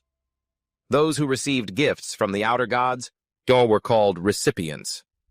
Now he finally understood what a recipient meant. He flipped the page. 200 years ago, an outer god cult called the Holy Lion Cult, Choni, tried to contact the god Bastet. The god never responded until a believer obtained divine artifact 1391 and turned into a cat, finally receiving the goddess's blessing. But the blessing didn't go to that believer. It went to the divine artifact itself. From that moment on, the cattail ring gained even more mysterious powers. As the fusion process progressed, the wearer would gradually possess Bastet's power until they eventually became the real Bastet. His blood ran cold. The Holy Lion cult would stop at nothing to get the cattail ring back. That could only mean one thing: they would kill Feng Na. Now he finally understood why back then Feng Na had urged him to go to the dojo. He could already imagine what would have happened if he hadn't been able to get stronger in such a short time. He was afraid they both would have died. He turned the page and started reading about the fusion conditions for Divine Artifact 1391, the Cattail Ring. The first fusion requires intense emotional stimulation. After that, the wearer must continuously stimulate the same type of emotion to deepen the fusion process. As he read those lines, the incident from before replayed vividly in his mind. He shook his head hard, trying to banish the memories. They had become too vivid. His expression darkened as he realized they might have to repeat the same thing frequently if she wanted to turn back into a human. He didn't know how he was going to explain this to her. He continued reading and noticed more details in the book. Divine Artifact 1391. The cattail ring had no side effects. The artifact only bestowed divine authority and nothing else. The only real danger was the Holy Lion cult. That scared him for a moment, but knowing there were no side effects was still good news. He turned to the next page, hoping to find out what kind of power Bastet possessed, and how to remove the ring once it was worn. He was surprised to find no answers to these crucial questions. The authority level of a C-rank probation officer was simply too low to access that information. Suddenly, his phone rang. It was a notification from the bank. He had received 231,511.31 currency, bringing his total balance to 235,212.25. At first, he thought it was his salary. Then he realized it was the compensation money from Wu Qing, and he hadn't expected it to be so much. Now, with this money, he wouldn't have to carefully calculate what to eat every day. He could spend more time training and getting even stronger. He planned to buy some expensive ingredients and cook a lavish meal for Feng Na. And when the time was right, he planned to tell her the condition for turning back into a human. 5 days later, the table was filled with expensive dishes, and Feng Na was eating to her heart's content. She asked why he had been so extravagant lately. Then, she asked if he had earned some money. He replied that he used to be rich, which only confused her more. He explained that over the past few days, he had been learning a technique from his master, called the Chen Armor Technique. The technique itself wasn't the problem. The issue was the cultivation process. He had to drink medicine while training, and after each session he needed to take a medicinal bath. Just one set cost 40,000. Now his bank balance had dropped to 8,011.03. He had trained with a total of 5 sets over the past few days. He never expected 200,000 to disappear so quickly. After doing the math, she said there should still be over 30,000 left, so she asked why there was almost nothing left. He pointed to the food on the table, which made her feel a little embarrassed. She admitted that his generosity was praiseworthy, but she still warned him to be more careful with his money. Besides the medicines he had mentioned, he would later need to buy weapons and hidden weapons. Moreover, he'd need proper formal attire to enter high-end venues. Any single outfit would cost over 100,000 to start. He thought the price was insane. She told him that buying lobster or other luxurious ingredients once a month was more than enough. Only then did he realize how many ways there were to spend money. Payday was far off, and Wu Qing probably wouldn't arrange a job for him anytime soon. If he didn't find a way to earn money, he was afraid he'd be starving again, so he started looking for a job. He texted Fu Guang and asked if any place was short-staffed. Since money was tight lately, he said he was willing to work as a bodyguard, a delivery person, or a porter. Fu Guang replied that he had come to the right person. He told him to come to the Hidden Dragon Dojo tomorrow afternoon to see if he was qualified. Then he noticed Feng Na was still engrossed in eating. She had cleared most of the plates. He yelled at her to leave some for him. The next day at the Hidden Dragon Dojo, our main character was cultivating. During his practice, he unlocked a new skill called Soft Force. Fu Guang stood by observing and nodding in approval. In just 5 days, Jing had mastered the armor-shattering technique to this level. Such a rate of progress meant he had potential. A student stepped forward and asked if Jing could perform a demonstration. Since they were testing strength before Jing could even reply, Fu Guang spoke up for him and agreed. He leaned in close and whispered that this was the perfect opportunity to test the results of his training and to let everyone see what he was capable of. Jing thought for a moment and decided to give it a try. A student named Wen Zhaorong, whose punching power was measured at 201.3 kilograms, spoke up. He said Jing hadn't been at the dojo for long and might not be strong in terms of raw power, so he shouldn't push himself. Another student, Yi Anwu, with a punching power of 212.2 kilograms, agreed and warned Jing not to blame them if he broke his hand later. The woman who had invited Jing Ning Meng Meng, whose punch reached 232 kilograms, told them to stop talking nonsense. She said their junior brother was extremely impressive. Jing stepped forward and punched the sandbag without any discernible force. It looked no different from a light pat. Ning Meng Meng frowned, worried that he hadn't gathered his power correctly. Zhaorong suppressed a laugh. It was so quiet that everyone thought Jing wasn't using his full strength. They mocked him, saying he was afraid of losing face and was intentionally holding back. But just as those words left their lips, the sandbag exploded. The screen on the meter flickered. Everyone was stunned. The stuffing from the sandbag was scattered all over the floor. Jing calmly said that it was soft force. He explained that strength isn't always about being stronger. What he used was an advanced application of force. First, he compressed all his power into a single point, transmitted it into the target's body, and then let it explode from within. He hoped everyone could comprehend it for themselves. Meng Meng looked at him in amazement and thanked him for the lesson. Anwu, on the other hand, clicked his tongue in annoyance. Jing told Anwu to go to the warehouse and get a punching pad to install on the testing machine. Anwu had no choice but to obey, which made Meng Meng giggle. Fu Guang then told Jing that with his current skills, there was nothing to worry about. A big shot was recently looking for a bodyguard. The job was a bit complicated, but he asked if Jing wanted to give it a try. Jing took the document Fu Guang handed him. Inside was a photo of the location and detailed information. The address was Riju Hotel number 617, Jinhai Road, East District. The reward was 800,000 wen. Jing's eyes lit up when he saw the number. He told Fu Guang he'd take the job. At the Ruiju Hotel, Jing stepped out of the car. He was wearing a traditional black Chinese shirt with black pants. As soon as he entered the lobby, he attracted a lot of attention. People whispered, wondering who he was, looking at his clothes. They could tell he was a martial artist. He didn't look like a rich young master attending a party. The most logical guess was that he was hired for protection, but he looked too young. Jing overheard their whispers and realized his senior sisters were right. Clothes really do make the man. He remembered Chu San-an asking if he was planning to go out, in a black t-shirt and a hoodie. He had asked what this problem was. It was very comfortable. She told him that clothes make the man. If he dressed too cheaply, others would naturally look down on him. However, she said it was fine, because she had already prepared clothes for him. Then she pulled out a red suit from a famous designer. He immediately said it was too flashy. He argued that he wasn't going on a blind date. Just then someone tapped him on the shoulder. It was Qing Zhao holding a set of black clothes. Sanan immediately started arguing with her, calling her sneaky and insisting she was here first.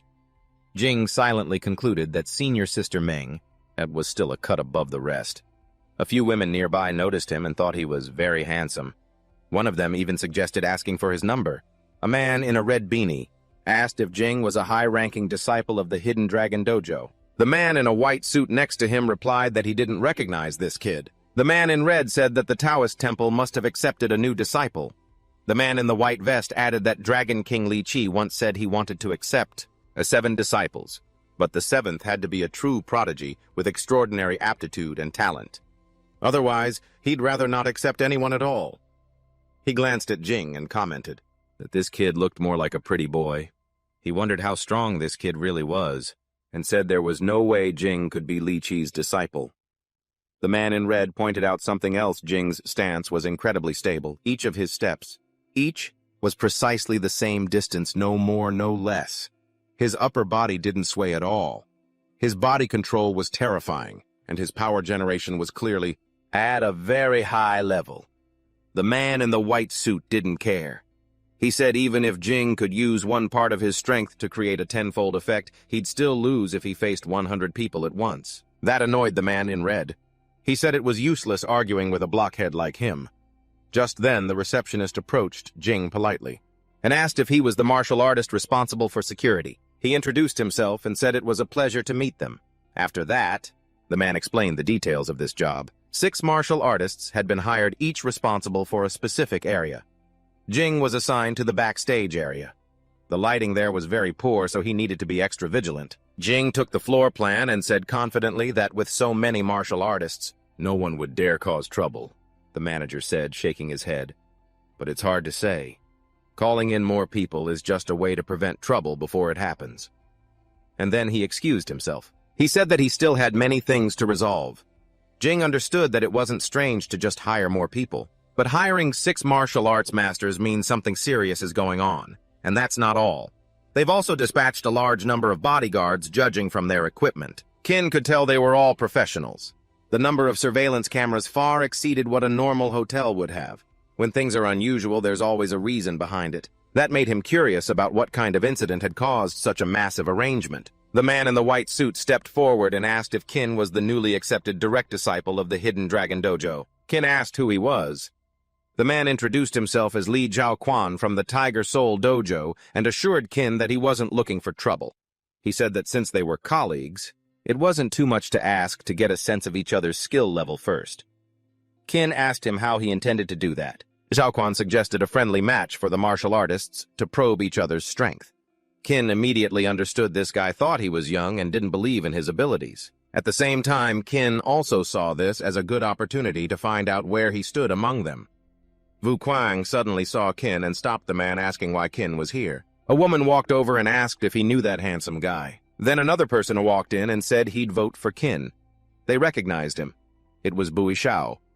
The woman next to Vu Kuang whispered that Zhaoquan was extremely vicious. She said the last time the 2 young masters Vu Kuang and him fought, Vu Kuang was put in a hold so tight that he screamed.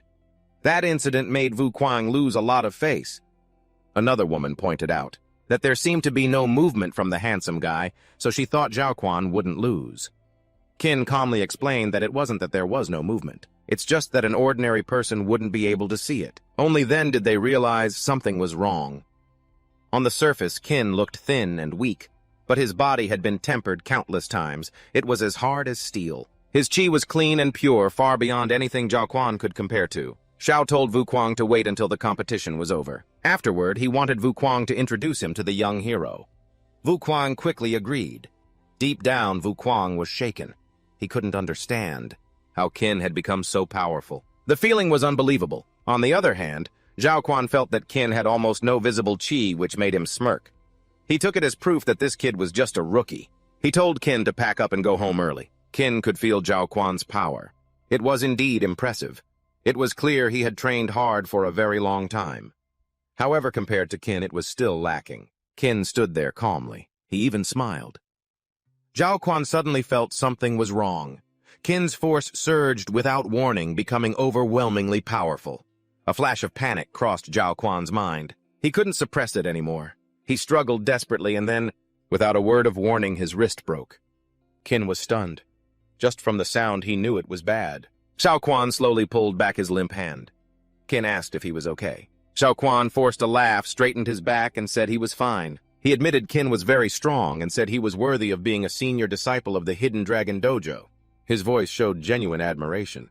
Then he said he needed to use the restroom and hurried away. Once inside, where no one was around, he cried. The pain in his hand was unbearable. Squatting in a corner, he clutched his wrist and wondered what kind of monster he had just encountered. Qin frowned. He wondered if Zhaoquan was really okay. He had clearly heard something snap. Just then, Vu Kuang called out to him. Qin turned around, surprised to see Vu Kuang waving enthusiastically at him from the stage area. Qin finally confirmed that Vu Kuang really was a rich young master. All this time, he'd thought the guy was just bragging. Vu Kuang laughed and said Qin must be joking. Then he explained that he was actually the son of his father and a mistress. If his eldest brother didn't look out for him, he wouldn't be living so comfortably. Qin asked him what he needed. Vu Kuang hesitated, then admitted that Qin had been amazing during their match just now. Now his eldest brother wanted to get to know him. He added that his brother was a genius who got into Naihuan University through the martial arts exam. Shao was standing on the stage, so Qin asked if he was talking about him. Vu Kuang nodded and added that there were also some wealthy young ladies and madams who wanted to get to know Qin. He asked when Qin was free. Qin sighed. He said he couldn't because he had to work later. However, he didn't mind an introduction. Then he added that if they really wanted to befriend him, they should come to him themselves. If someone wants something, they should fight for it, not wait for it to be served to them at their door. With that, Qin left to get back to his work. Vu Kuang watched him go, completely mesmerized. He suddenly felt that Qin was unbelievably handsome. After hearing what Qin said, the girls immediately mustered their courage. If they wanted something, they would have to fight for it themselves. A blonde woman stepped forward and asked to exchange contact information with him. The others quickly followed suit. While Qin was distracted, a delivery person quietly walked past him. Qin only noticed the man after he had already gone by. He frowned. The manager hadn't said anything about someone bringing a delivery inside. Qin was about to call out to the man when the blonde woman grabbed his arm, insisting they exchange contact info. She smiled and said she would teach him many things, then winked at him. Qin felt overwhelmed. Surrounded by the crowd, he reluctantly exchanged phone numbers with them. At the same time, the suspicious man pressed a switch. A red light was activated. Qin's phone suddenly filled with static. He immediately realized something was wrong, and it wasn't just his phone. Without a word of warning, the lights went out. At first, everyone thought it was just a simple power outage. Panic spread when they realized that even their phone flashlights weren't working. Their batteries were drained instantly. They found it strange that not a single phone would light up. Someone suggested that maybe everyone's batteries were dead, but in his heart, Jing knew his phone had been fully charged. And in this darkness, with dozens of people present, not a single one could turn on their phone for light. That meant that no one could. Furthermore, all the lights went out at the exact same time. Jing suspected that any device related to electricity was completely fried. This could only have been caused by an electromagnetic pulse, a high-tech method capable of disabling electronic devices instantly. He couldn't help but wonder why their opponent would use something like this. If the goal was simply to kill people, this seemed like too much effort. Suddenly, a window shattered. The blonde woman screamed and clung tightly to Jing in the party area. The sound of shattering glass echoed. Trying to reassure everyone, someone said it might have just been the wind or that someone had knocked something over. In the darkness, their phones still wouldn't work. Another person started calling for Lao Wang, saying he was right next to him just a moment ago. Yu Guang managed to flick on a lighter. Xiao immediately sensed something was wrong. He ordered everyone not to move and told them to gather together back to back. They followed his instructions. Then they noticed something moving. While everyone's attention was drawn elsewhere, someone had been taken. When they realized what had happened, Chairman Zhang had vanished. Blood stains were left behind. The formation immediately collapsed as everyone panicked and scattered. Xiao remained calm and yelled that running around was even more dangerous. Suddenly, something flew past him. The next moment, his cheek was grazed and began to bleed. But when he looked forward, there was nothing there. He sensed an attack heading right for him and struck out before it could land. The blow connected, sending the attacker flying. But he was still caught off guard. Yu Guang shoved him aside to save him. Someone else took the blow instead. That person lost their entire upper body, and the remaining half sprayed blood everywhere. It was done by a giant insect. Xiao and Yu Guang were horrified by the sight. They screamed for everyone to run, but it was too late. There was no way out. Just then, Din arrived and attacked the monster. He asked what that thing was. The giant insect slammed into the ground, green blood spraying from its mouth. It's the same kind as that cockroach guy. Din felt relieved. All his recent efforts hadn't been for nothing. Otherwise, he wouldn't have been able to kick it away so easily. The onlookers were stunned. He had casually kicked that monster straight into a wall. A few of them frantically looked for the other bodyguards from the dojo, but they had vanished. They had run off long ago. Yu Guang thanked Din for saving his brother. Din told him to stay back. It wasn't dead yet. The monster suddenly charged at him. Din could sense its vitality. It was much more tenacious than the last one. Had it evolved and gotten stronger, he decided to test it out first. If he couldn't handle it, he'd retreat. He wasn't about to risk his life for that amount of money. He drove his elbow into its back. The creature was sent flying across the room. A shadowy flame ignited between Din's eyes. Now it wasn't just the monster that could move freely in the darkness. After that blow, the scene before him became clearer. He was using the Shadow Flame's dark vision. This skill had a night vision effect. The system panel hadn't explained that clearly. If it had, he would have used it much sooner. In the darkness, both of them moved with ease. Zhao Quan stared, unable to believe it. Din was actually fighting on even terms with that monster. But Zhao shook his head. On the surface, Din seemed to be dodging just in the nick of time, but if you looked closely, Din hadn't taken a single step back. Only then did Zhao Quan realize the truth. Din was protecting them.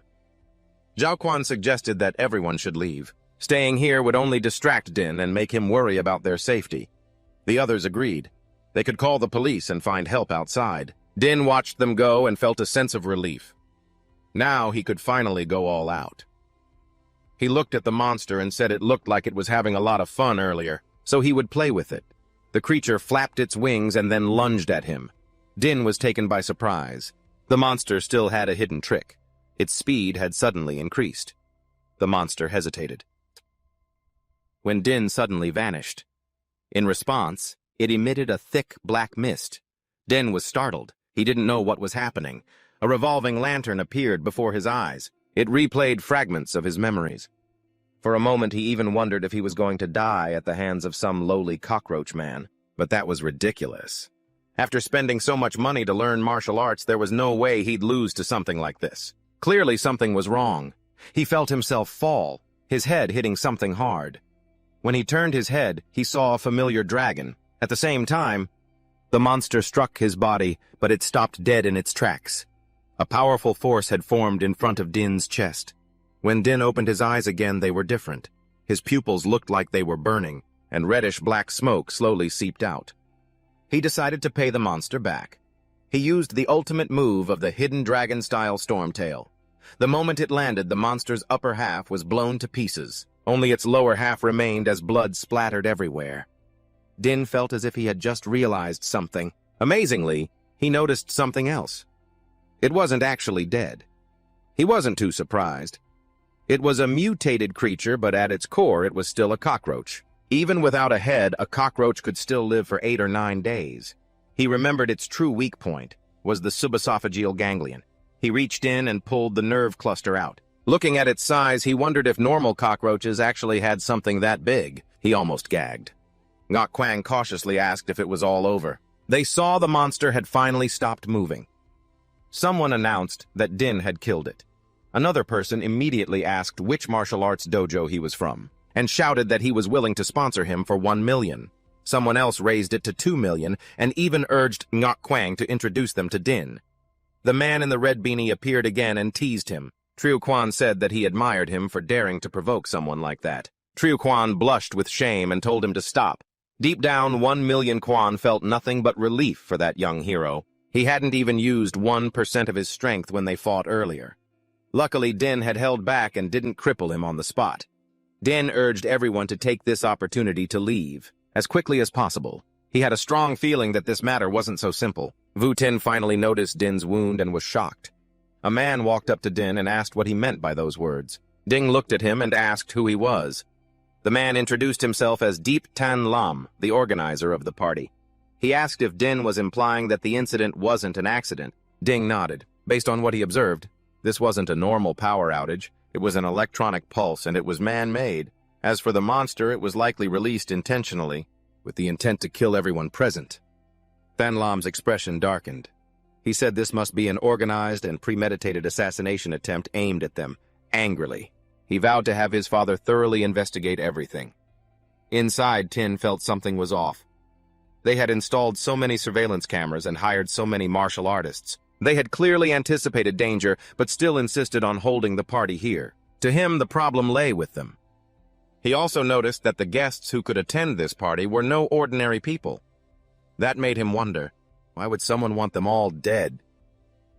He could tell that Tan Lam was definitely hiding something. Ting told everyone that although the monster had been killed, the danger wasn't over. He urged them to leave, as quickly and calmly as possible.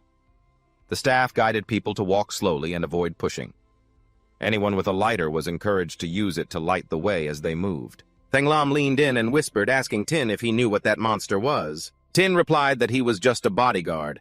He would do his best to protect everyone's safety, but other than that, he knew nothing. At that moment, Tin realized he was being tested, and he understood that this whole affair was much deeper than he had imagined. Tin was sitting and relaxing in the hotel lobby. He checked his status panel while the others were busy. calling their families to pick them up. They wanted to go home immediately and never return to that hotel again. The system announced that he had just gone through a fierce life and death battle, stimulating his body's potential and helping him gain plus 1.02 physical experience. In his head, he thought, this haul isn't bad. He kept getting notifications plus 829 for health cultivation, and plus 538 for running, plus 55 for charm, plus 518 for marksmanship, and plus 121 for visualization. It was all because he had vividly imagined a true dragon sweeping through a sea of clouds. His physique had reached level 7, 135 out of 4,500. Health cultivation increased to level 5, 298 out of 2,000. Running reached level 6, 359 out of 3,000. Combat climbed to level 6, 324 out of 3,000.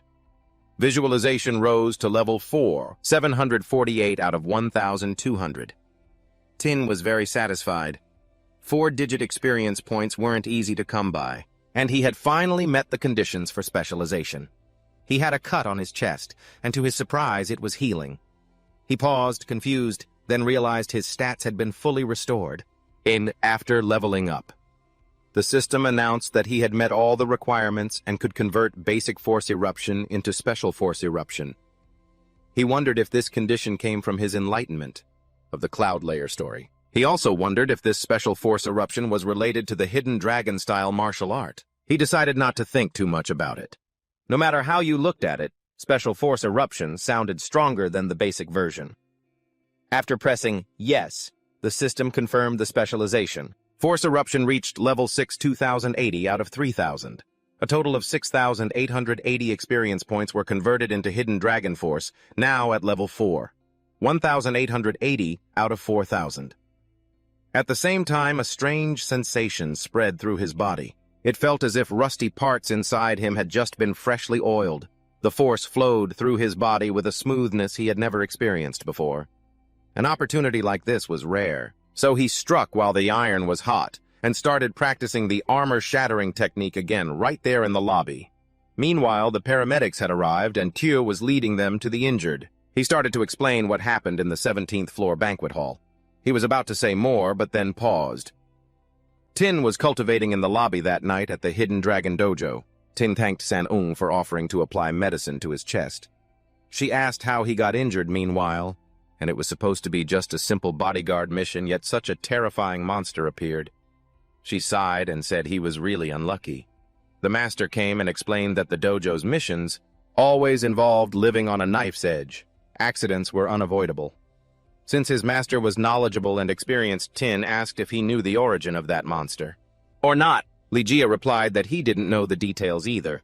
He only knew that the creature was very likely related to the Borderlands. Tin wondered if the Borderlands were the natural cracks mentioned in the data that appeared after the Reaper incident. You couldn't help but be curious about what truly existed inside those cracks. Your master advised you not to think too much about it.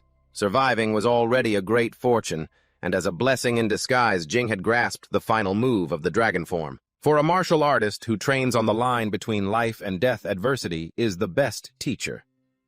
Jing spoke with clarity as if he had grasped the essence of the hidden dragon. His master was so shocked he jumped out of his wheelchair and walked straight toward him. Jing was startled. Master Li began to examine Jing's body, and what he found shocked him so much that he staggered. He stumbled backward and fell down. He asked Jing if he had raised a dragon. Jing was completely bewildered. Even San Ying felt like they were speaking in riddles. Master Li burst out laughing, clearly delighted with what he had discovered. He explained that to conceal a true dragon capable of overturning clouds and stirring the heavens, one must first raise a young dragon within the body, and Jing had successfully raised one, inside his own body. Jing and San Ying helped him up. Jing said that after the dragon appeared, the circulation of his Jin energy had become much smoother.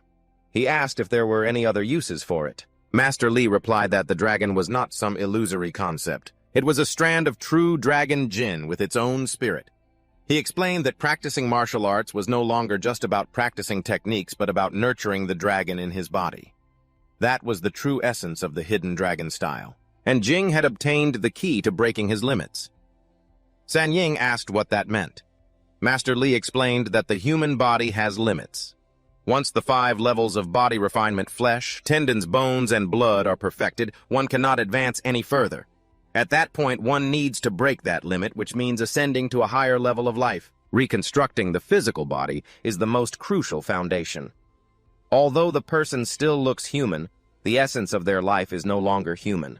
Those who complete this life ascension are called earthly immortals by Taoists and living Buddhas by Buddhists. As long as no accidents occur, they can live for at least 155 years, maintaining their bodies in a peak state until death. Jing realized that his master's legs were probably what one would call an accident. Li told him not to worry because he had already completed a crucial step among them. The risk of failure was greatly reduced. All that remained was relentless refinement. Jing thanked his master. San Ying said she had heard her senior brother mention that Master Li was once a powerful figure who had crossed the Dragon Gate. She asked why he still grew old. Master Li replied with a grim expression, "The dragon I raised was killed." This news shocked them both. He explained that back then he lived in the northern region. Relying on his extraordinary martial strength, he acted too recklessly, not knowing his own limits. Every day he participated in martial arts duels with Bok Tuong. As a result, he offended many people. When those enemies realized they couldn't defeat him head-on, they targeted Bok Truong's wife and daughter. Blinded by rage, he could only think of revenge. Countless people tried to stop him, but he was fearless. He killed one after another as they came for him. For a time, he truly believed he was invincible. But retribution came swiftly. A Grand Master shattered his legs and destroyed the true dragon in his heart. His spirit broke and he became a cripple. Afterward, countless people took advantage of his downfall. Only Bok Tuong was willing to stay by his side. Later, to escape their enemies and protect Than Chao, they left the northern region in humiliation. That's when they came here and opened the Hidden Dragon Dojo. Jing asked if he ever wanted revenge. Li admitted that he still had a few regrets. However, his enemies were all major figures in the northern region, not some small fry he could easily deal with. Finally, he told Jing not to worry about it. It's all in the past now. And if one day Jing can step into the inner circle with his head held high, it won't be too late to talk about this then. That evening, Jing was on his way home. His phone buzzed with a notification 80,000 Chuha currency had been transferred to his savings card ending in 366. His current balance was 88,011 yuan and 3 cents. He hadn't expected the money to arrive so quickly. He couldn't help but remark that the hotel's efficiency was impressive. He entered the house and called out to Feng Na that he was home. There was no reply. He realized she wasn't there, or perhaps she was taking a bath again. He activated his visualization and scenes of her activities from the day appeared in his mind. She seemed to have had a lot of fun. Then he saw her climbing out through the window. Jiang immediately looked out the window himself. In the distance, he spotted 3 figures. 2 men were cornering a cat. His heart sank. She's in danger. Feng Na spoke to the men asking why they had come for her when she had already run away. They replied that it was because her crown, the endless dragon Anantasesa, had responded to them. She hadn't expected that at all. The men called her Sect Master, saying that with her superior aptitude she could surely become a vessel. Then they could use the power of the headquarters to rebuild everything. One of the men raised his hand, stopping the other from getting closer. It was clear Feng Na was on guard. When she saw Jing, she asked, "Why are you here?" Jing asked the same question.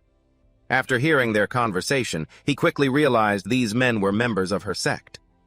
One of the men asked, "Aren't you afraid the Can Security Company will discover the existence of this kid?" The mention of the Can Security Company immediately made her tense. Of course, Jing couldn't pretend he hadn't heard that.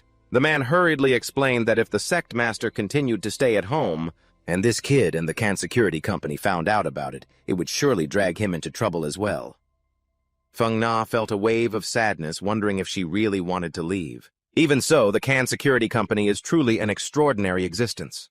After the world fell into a brief period of chaos, the government lacked the strength to maintain order. So they delegated a portion of their law enforcement authority to various security companies, allowing them to build and develop their own armed forces.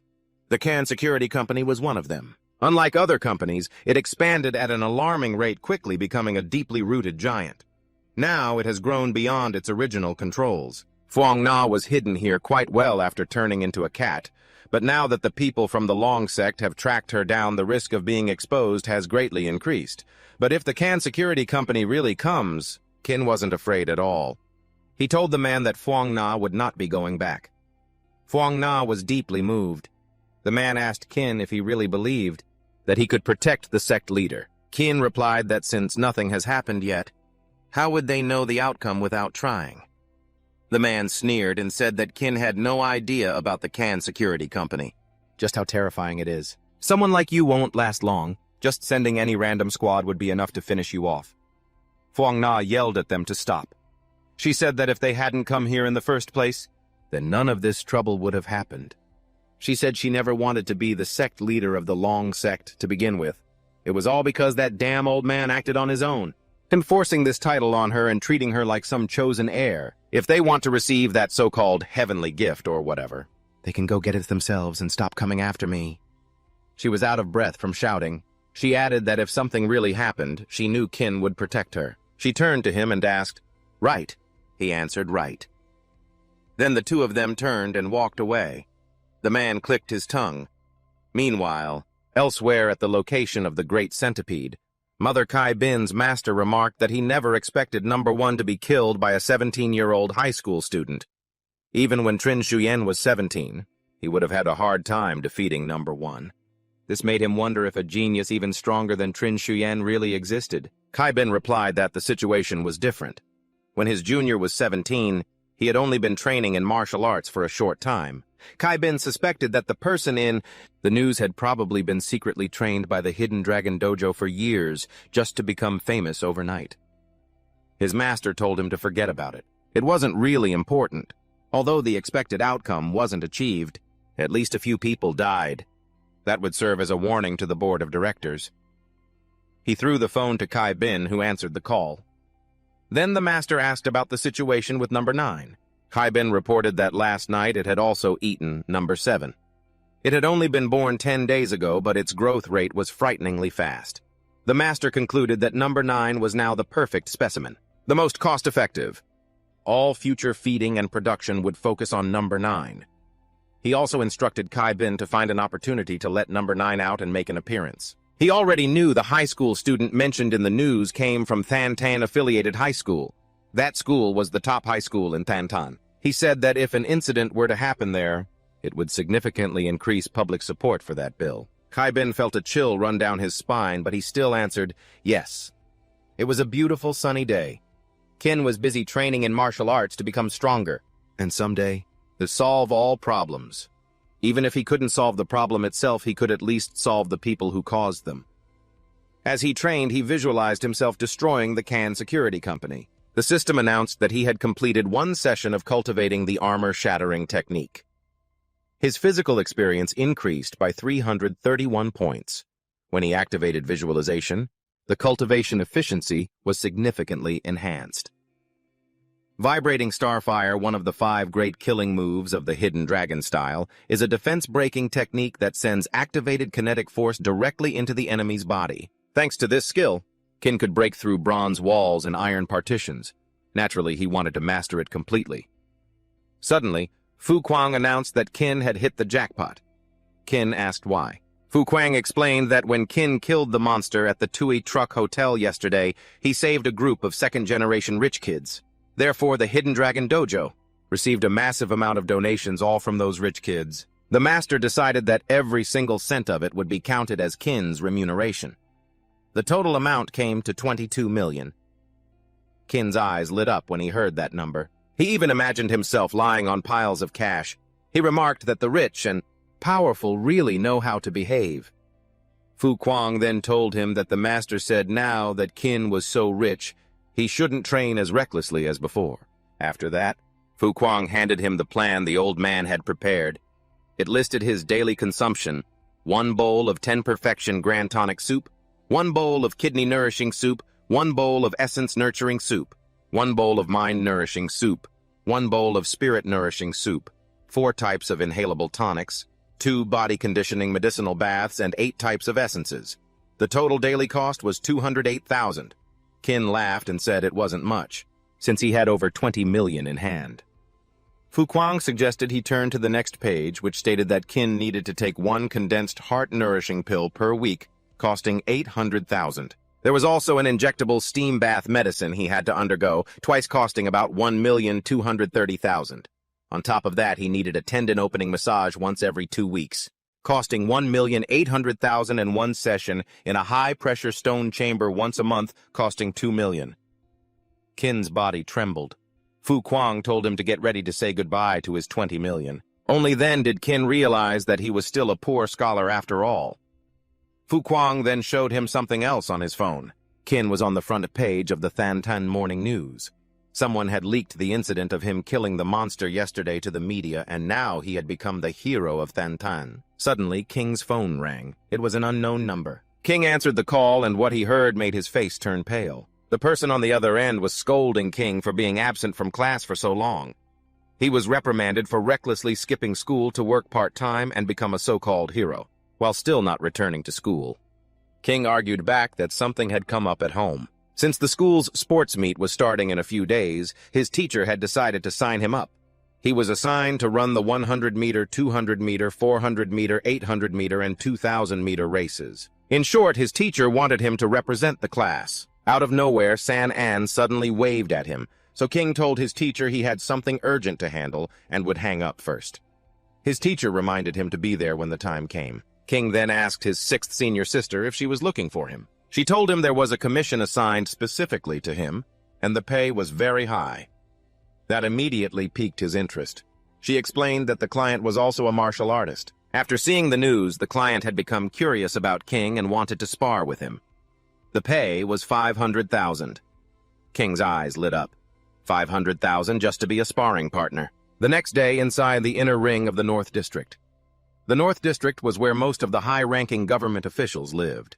People called them the Northern Nobles.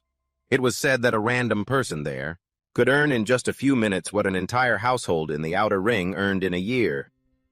He thought that sounded like an exaggeration. Then King arrived. Just for a sparring match and to exchange a few moves, he was getting paid 500,000. It was insane.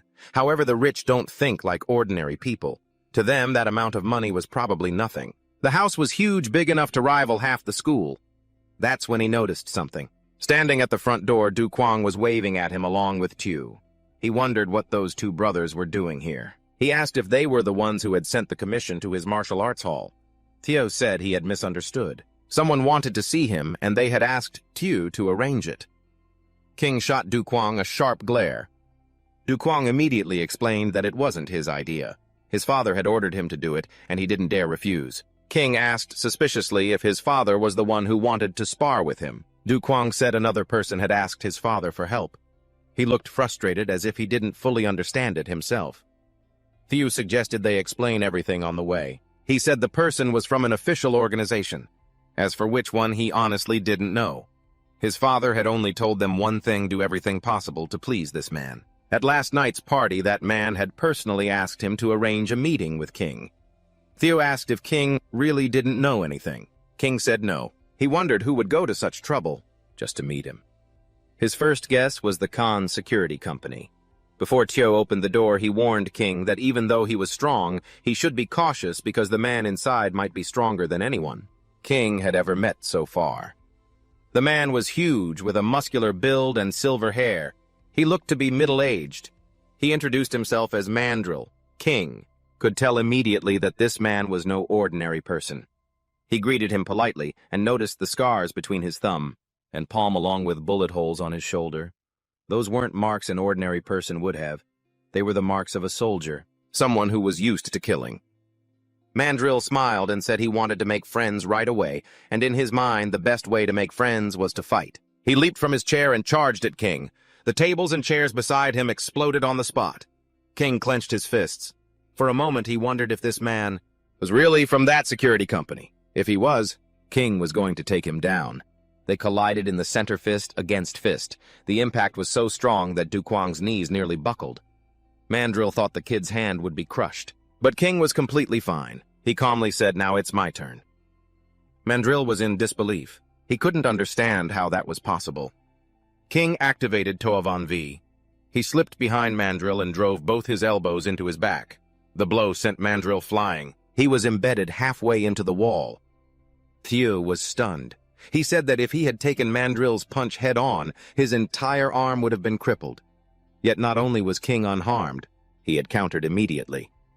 Du Kuang stared in disbelief, wondering just how much power King was hiding. King had judged Mandrill to be nothing more than a common rich kid. Mandrill slowly got up, his whole body trembling. He laughed and said that was an amazing punch. He asked why King was looking at him like that. Then he told King to keep hitting him. King thought the man was ridiculous, but at the same time something was wrong. The Toavan V attack that had sent the cockroach man flying had barely affected him. This feeling was familiar. It reminded him of Chuan Kon. So King asked if he was an augmented. Mandrill seemed surprised. He hadn't expected someone from the outer ring to know about that. He explained that his skin was equipped with a B1 protective membrane, a low-grade military enhancement. Its shock absorption capability was extremely powerful. It was especially effective against a martial artist's inner force. He asked if King was intrigued. Did he want to get one installed? King said he wasn't interested. Mandrill scoffed, saying he had met one or two people who answered like that before. That's why so many martial artists refused to accept reality. Then he charged forward, yelling at Jing to wake up, because times have changed. As he got close, Mandrill clapped his hands together. The vibration made Jing's ears ring violently. Mandrill explained that his hands had been modified to emit sound waves. Especially when they collided, it caused intense dizziness. Dodging was useless. The closer Jing got, the stronger the sound waves became. Manuel confidently declared that he would be the one to win this fight. But then Jing placed a hand on Manuel's chest, forcing him to stop. Manuel looked at him in shock and asked how it was possible. Jing suddenly closed the distance and threw a punch. A powerful blow straight to Manuel's chest. A loud bang echoed as golden energy exploded outward, cracking the ground beneath Manuel's feet. Because Mandrill's dermal membrane was so tough, Jing simply poured his internal energy directly into his body. Pain ripped through Mandrill from head to toe. Jing calmly said that it doesn't take much power to knock someone down. A light tap is more than enough. The speaker on Mandrill's chest announced that his consciousness had been disconnected. It seems Jing, who was supposedly no match for him. Jing realized a communicator had been installed in his body. He asked who they were and what they wanted from him. The voice replied that he should wait because they were on their way. Jing told them to hurry up as he was very busy. The voice assured him that they wouldn't keep him waiting long. Thieu rushed over, demanding to know what the hell they wanted. Hu Kuang guessed it was some kind of rookie test run by a mysterious organization. Jing said his imagination was too wild. Hu Kuang insisted that it really did look that way. Mandrill heard them and tried to hold back a laugh. Jing told him to get up if he was already awake. That's when Mandrill groaned, saying that it really hurt. He asked how Jing had managed to break his technique earlier. Jing explained that the core of his sound wave technique was to shock the brain, so all he had to do was use a stronger force to cancel it out. At that moment, Mandrill realized this kid still hadn't used his full strength. He told the two brothers to go play somewhere else. He admitted the Bowie brothers were right. He was a member of an official organization, and he wanted Jing to join them. Jing flatly stated that he had no interest in joining any secret organization, especially after meeting him. If it was a legitimate organization, they should have invited him openly instead of playing games and testing him. He said he was very unhappy with the organization's style and had absolutely no intention of joining. However, deep down, he knew that even if they had asked properly, it wouldn't have made a difference. He was content with his current life, peacefully practicing martial arts and staying safe, and occasionally taking on containment missions to upgrade his divine skills. It was comfortable, suspiciously comfortable. Mandrill got a little flustered and told him not to be so quick to refuse. He admitted his methods were a bit reckless, but joining them would bring benefits with no downsides. First, there's the protective membrane, something that no amount of money can buy. If Jing joined, he could get one for free. Jing retorted that even with it, Mandrill still got hurt. Mandrill said Jing was a genius, but sooner or later, he too would discover the limits of the human body. That wall, the point where you can't advance any further, will drive you mad. Jing agreed, then refused again. He said it sounded more interesting to use his original body to crush those modified freaks. Mandrill's patience snapped. This kid simply wouldn't listen to reason. The speaker suddenly blared, telling Manuel to shut up and bluntly stating that his recruitment skills were terrible. Manuel froze in surprise, hearing his captain's voice. The captain told him to look up.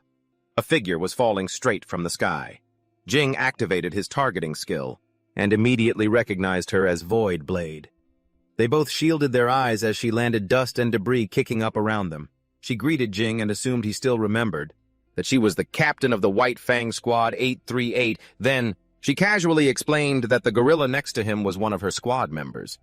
Jing leaned in close and whispered, asking why she was trying to recruit him, when she was the one who had introduced him to Yu Qing.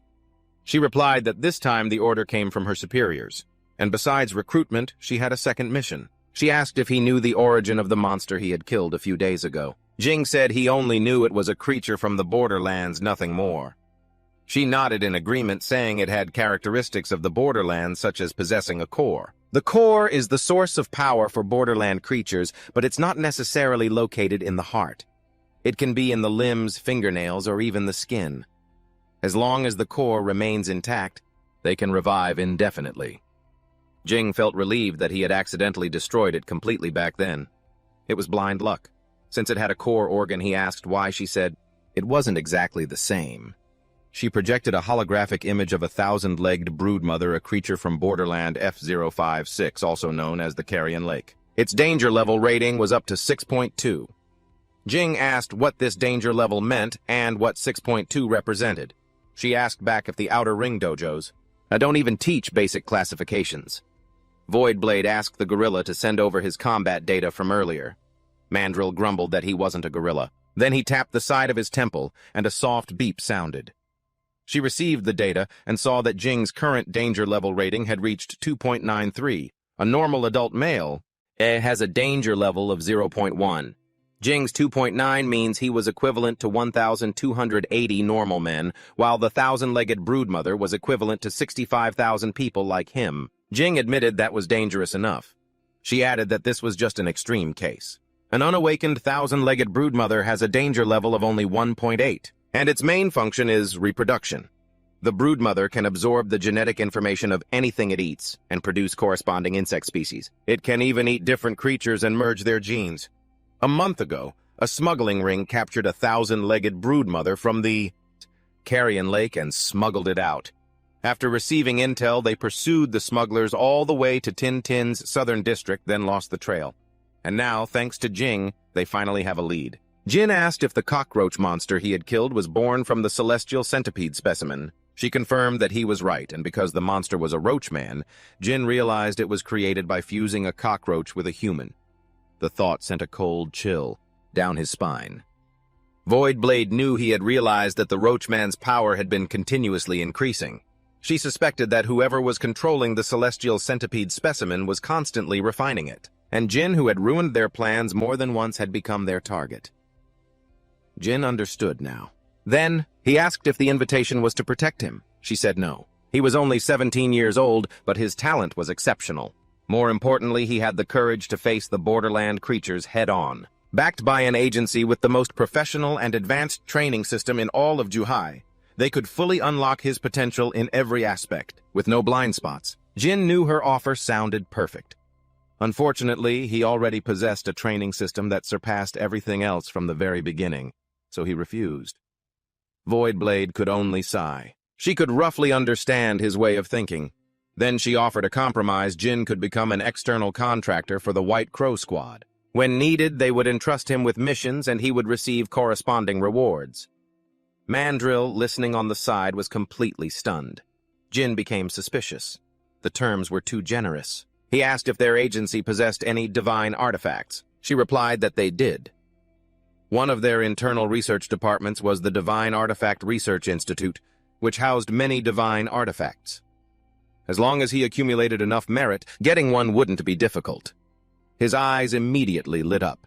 He agreed on the spot with excessive enthusiasm, declaring he had been a fan of the White Crow Squad for 15 years and that becoming an external contractor had always been his dream.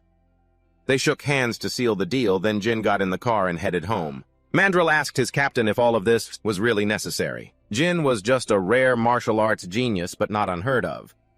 White Blade replied that Jin was not that simple. Yesterday, she had contacted the eldest daughter of the Wu family again. The importance she placed on Jin was far beyond what Mandrill could imagine. Mandrill asked if she meant Wu Yuting the natural inheritor. He couldn't believe it. Yuting had always been looking for a way to get rid of her status as an inheritor. She once said that only a god can fight another god. Besides the divine artifacts, Jin was the only thing she truly cared about. For that reason, Voidblade suspected he possessed some special quality they hadn't discovered yet. She said that even if they didn't know what made him special, they had to keep him around. By the time Jin was heading back, it was already sunset. During the ride, he quietly looked out the window watching the scenery. Even the most prosperous districts couldn't compare to a single street in the North District. Suddenly, he received a message from Yuting. She told him to come to the library when he had time. He replied that he would be there soon and told the driver to go straight to the library. Not long after he arrived on the 7th floor, she told him to sit down. As soon as he sat down, he took a sip of the drink in front of him.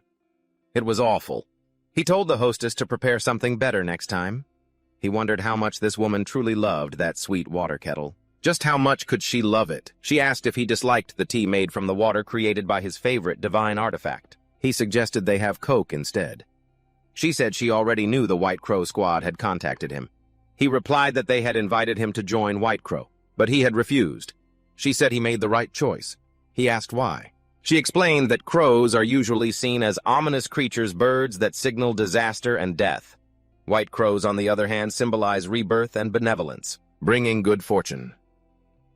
The name carries beautiful wishes. However, the reason for choosing that name is very grim. The mortality rate in White Crow's operations is extremely high. Since its founding over 65 years ago, only 3 members have survived safely to retirement.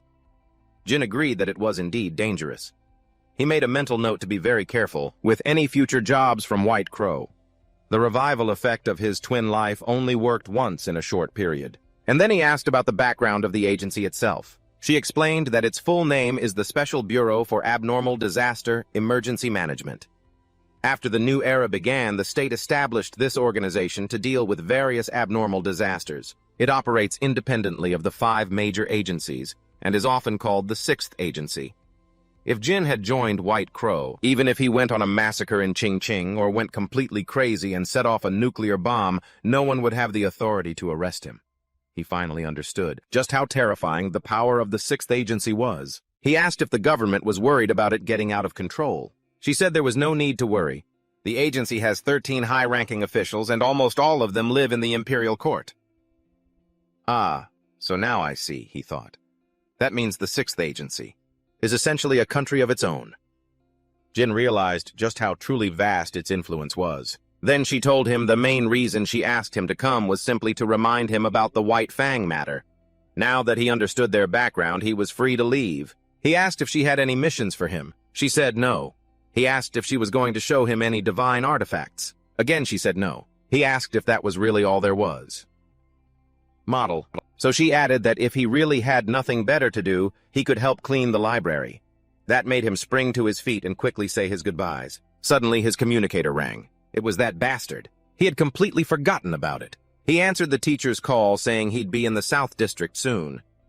Kai Ping's master sat on a rickety staircase, his expression grim, a man who looked like the Joker. He reported that all the test subjects had been moved. The master said that he didn't expect Bai Ya's nose to be so sharp, to the point where they actually sniffed out their location. He asked about Kai Ping's situation. The rocker replied that on the master's orders, Kai Ping had taken number 9 to the Trin Lai branches. They were waiting for news. Only by using number 9 as bait to draw Bai Ya's attention could they safely continue the transfer of the Tianzu worm sample.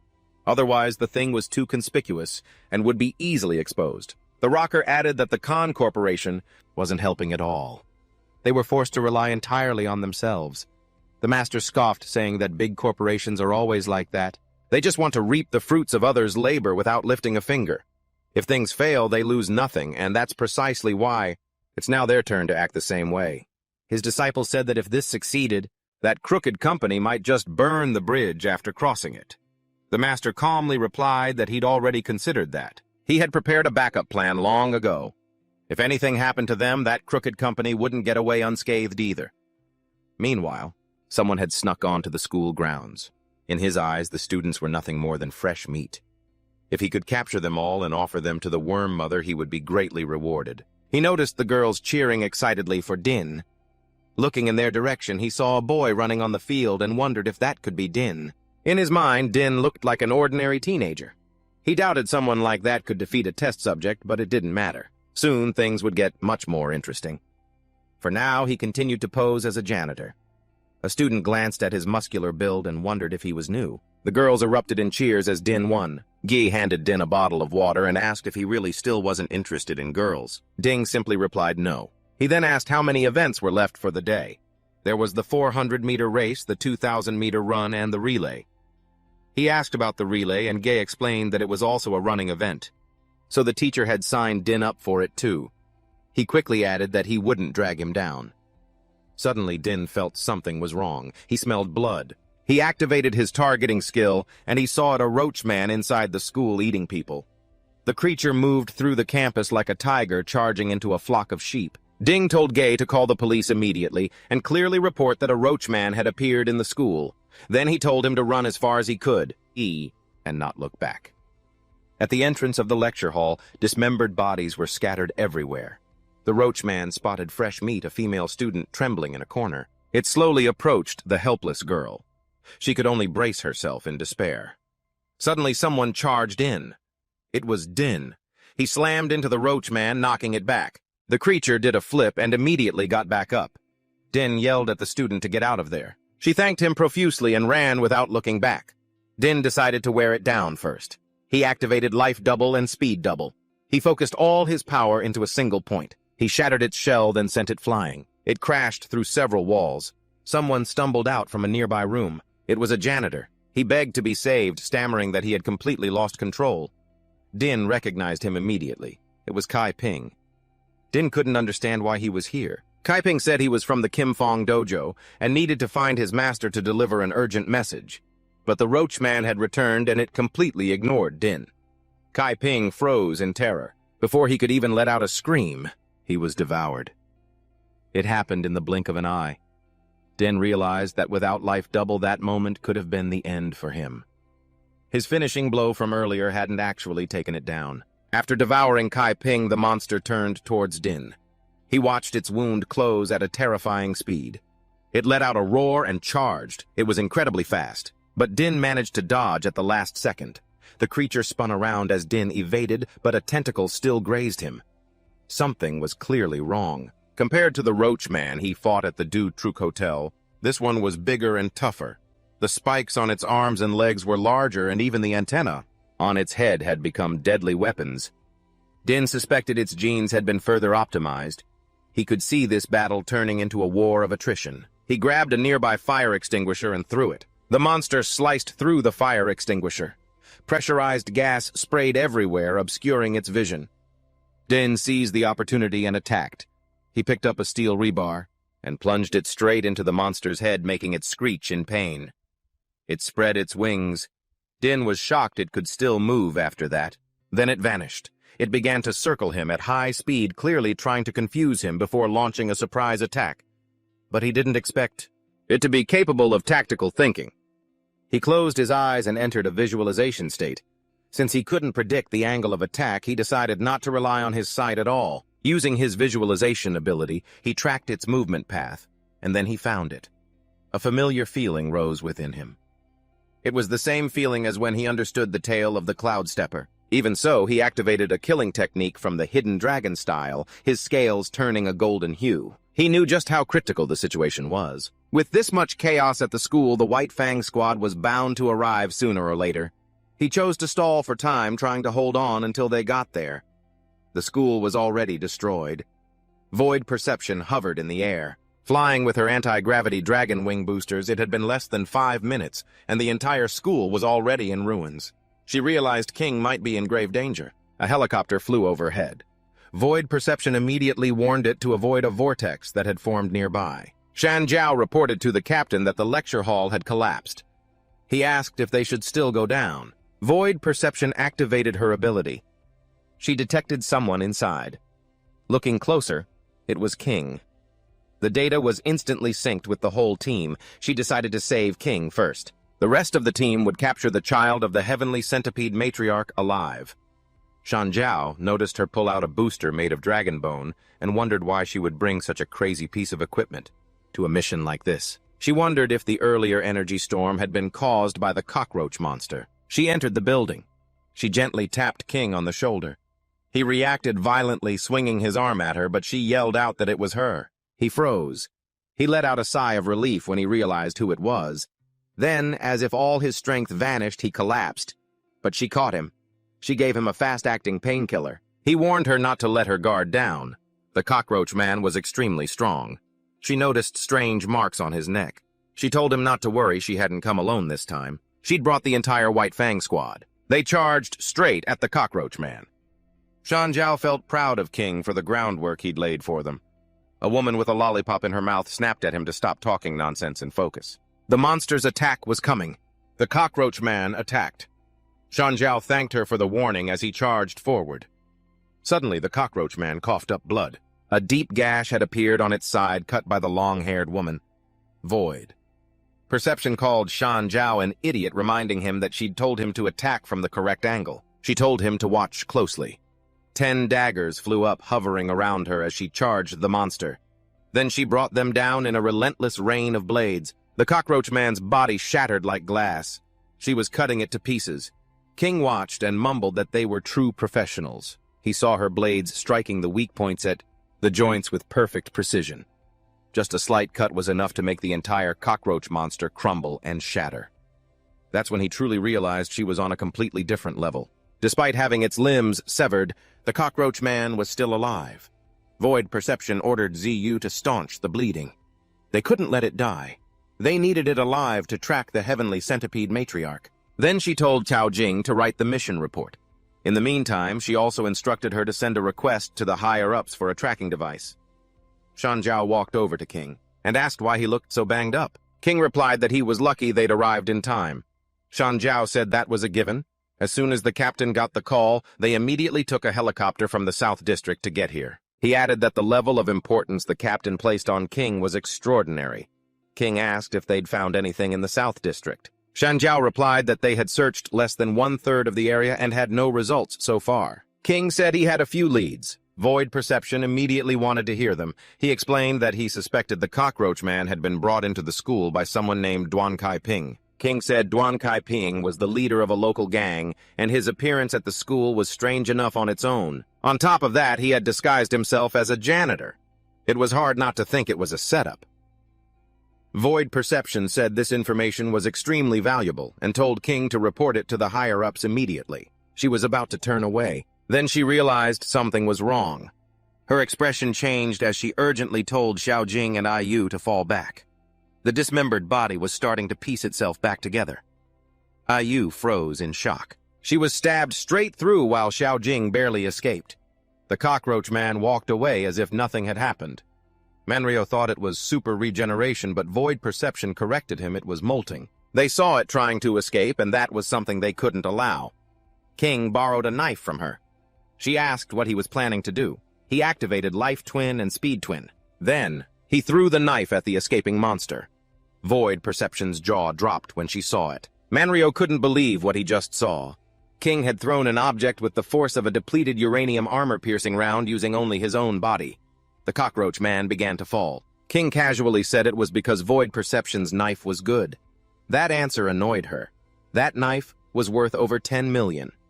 Meanwhile, King was thinking about how he had also used Life Twin, but was still powerless against the cockroach monster. That's when he truly understood how important weapons were. His arm had turned purple. He also realized that using that move came at a heavy price. Void Perception told him to come back with them so they could take him to the Hidden Dragon Dojo first. Other matters could wait. King agreed. Simply circulating his chi wouldn't be enough to heal an injury like this. He still needed the help of his senior brothers and sisters. The thought made him sigh. He knew he was going to get scolded again. As the helicopter took off, they talked about losing another member. Xiao Jing asked the captain if she wanted to report to the higher-ups and request more reinforcements. Void Perception replied that it wasn't necessary. She said if a few more people died, the team's casualty rate would skyrocket and her year-end evaluation would drop. King overheard the conversation and felt uncomfortable with their nonchalant attitude towards death.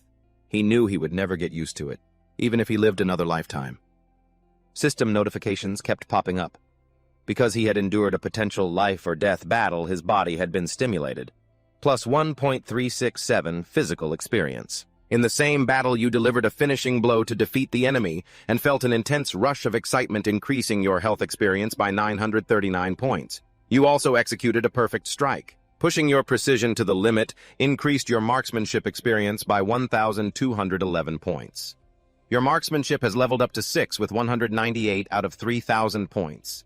Hidden Dragon Chi increased to level 5 with 232 out of 5,500 points. Visualization increased to level 5 with 121 out of 2,000 points. You realize that this growth, while painful, is strangely satisfying. The helicopter continued its flight.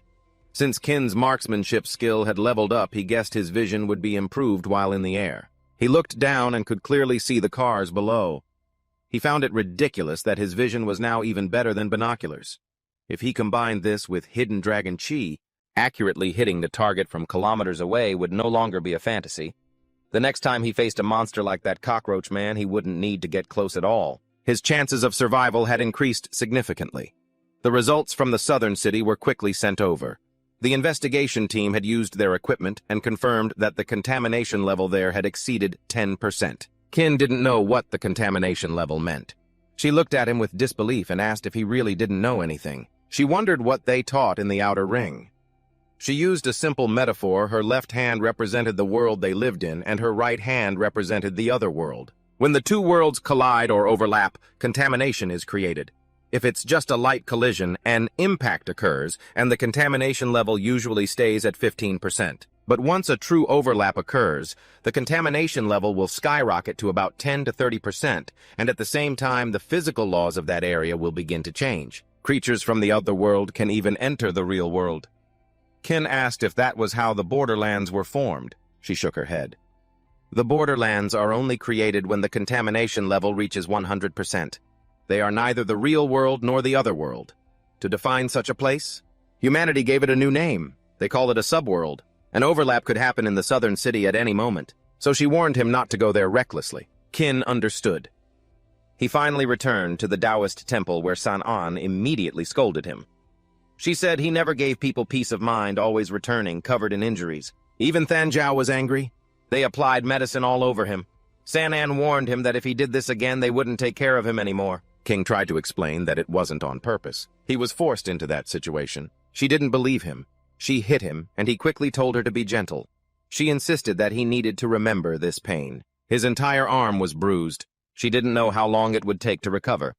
He explained that he didn't want to get hurt either, but he had no other choice. In that situation, he was the only one who could stand up and fight the cockroach monster. San An pressed her elbow into his back, making him beg her to be gentler. She told him to endure it. This was the only way she could channel medicinal power into his body with her chi. But her chest ended up pressed against his face, and he quickly turned his head away to avoid it. Compared to San An, he felt Than Zhao's chi control was much more refined. The ointment slowly seeped into his skin, and not only did it not hurt, it actually felt comfortable. That is, until he felt something was off. The master walked into the room and froze. Than Zhao was on top of Kin, her chest pressed against his lower back, while San An was still pressing her elbow into him. Both girls immediately blushed with embarrassment. The master had heard that Kin had successfully cultivated the golden scale. For him to be this heavily injured, he couldn't imagine how strong the monster must have been. Kin asked him if he knew about the Golden Wind Taoist temple. The master nodded. He was familiar with it. Its master Trio Hong Nguyen had exchanged moves with him when he was young. Back then, the Golden Wind Temple claimed that their cultivation method could turn limbs into blades. The saying, "unarmed is equivalent to armed," piqued his curiosity, so he found an opportunity to challenge them. Tin was astonished to hear that he had fought more than one opponent. The master explained that when their disciples saw their master being beaten, they naturally rushed in to help. Unfortunately, their internal energy wasn't sufficient. They couldn't break through his golden scale skin and were knocked down one by one with a single punch. However, he admitted that the sect did have real strength. If Tin ever faced them, even if his opponent seemed unarmed, he would have to treat them as if they were holding a blade. That said, the master knew. It wouldn't affect Tin much. The golden scale of the Hidden Dragon art completely countered the Golden Wind White Rainbow Sword of the Golden Wind Temple at the same level. They wouldn't be able to break his defense. and if the opponent's cultivation level surpassed his, then just being careful wouldn't save him.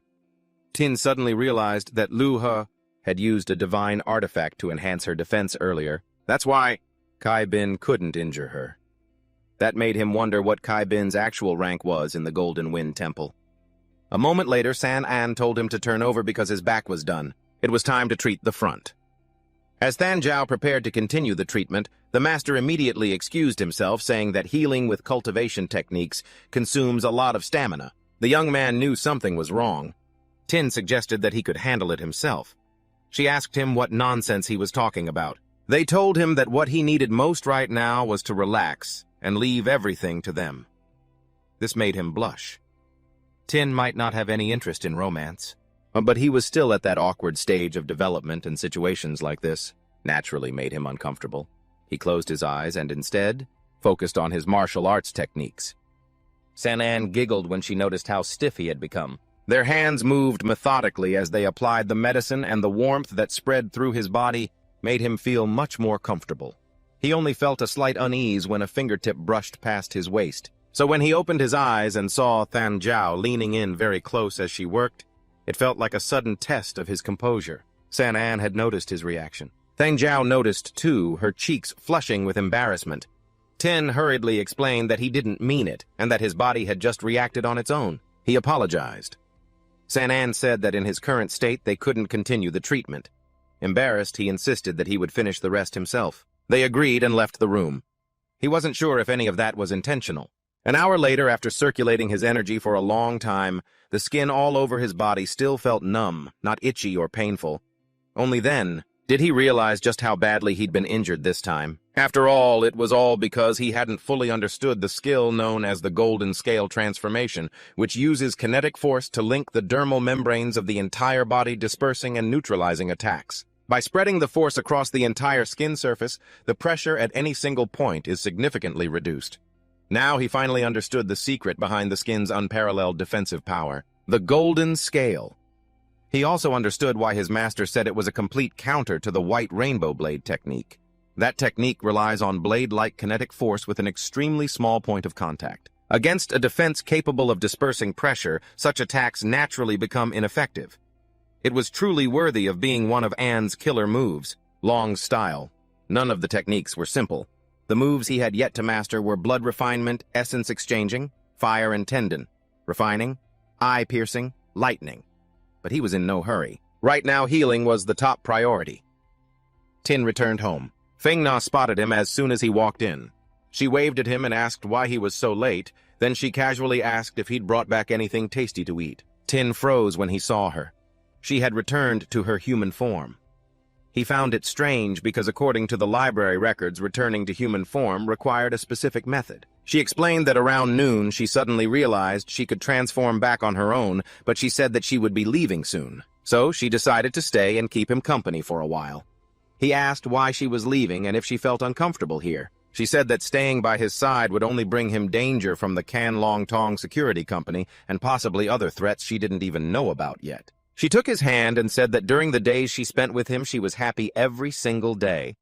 She felt carefree, just like a real cat, eating, playing, and sleeping, never having to think about any complicated matters. But she was still the sect master of Long Tong, and she knew it was time for her to leave. The tears welling up in the corners of her eyes didn't escape Tin's notice. He pulled her into a hug. He said that if he abandoned her just because she brought danger, then he'd be no better than a piece of trash. He told her to stay no matter what dangers lay ahead. He intended to face them with her. She asked if she could really stay. As soon as she heard his answer, her face lit up with joy and she hugged him tightly.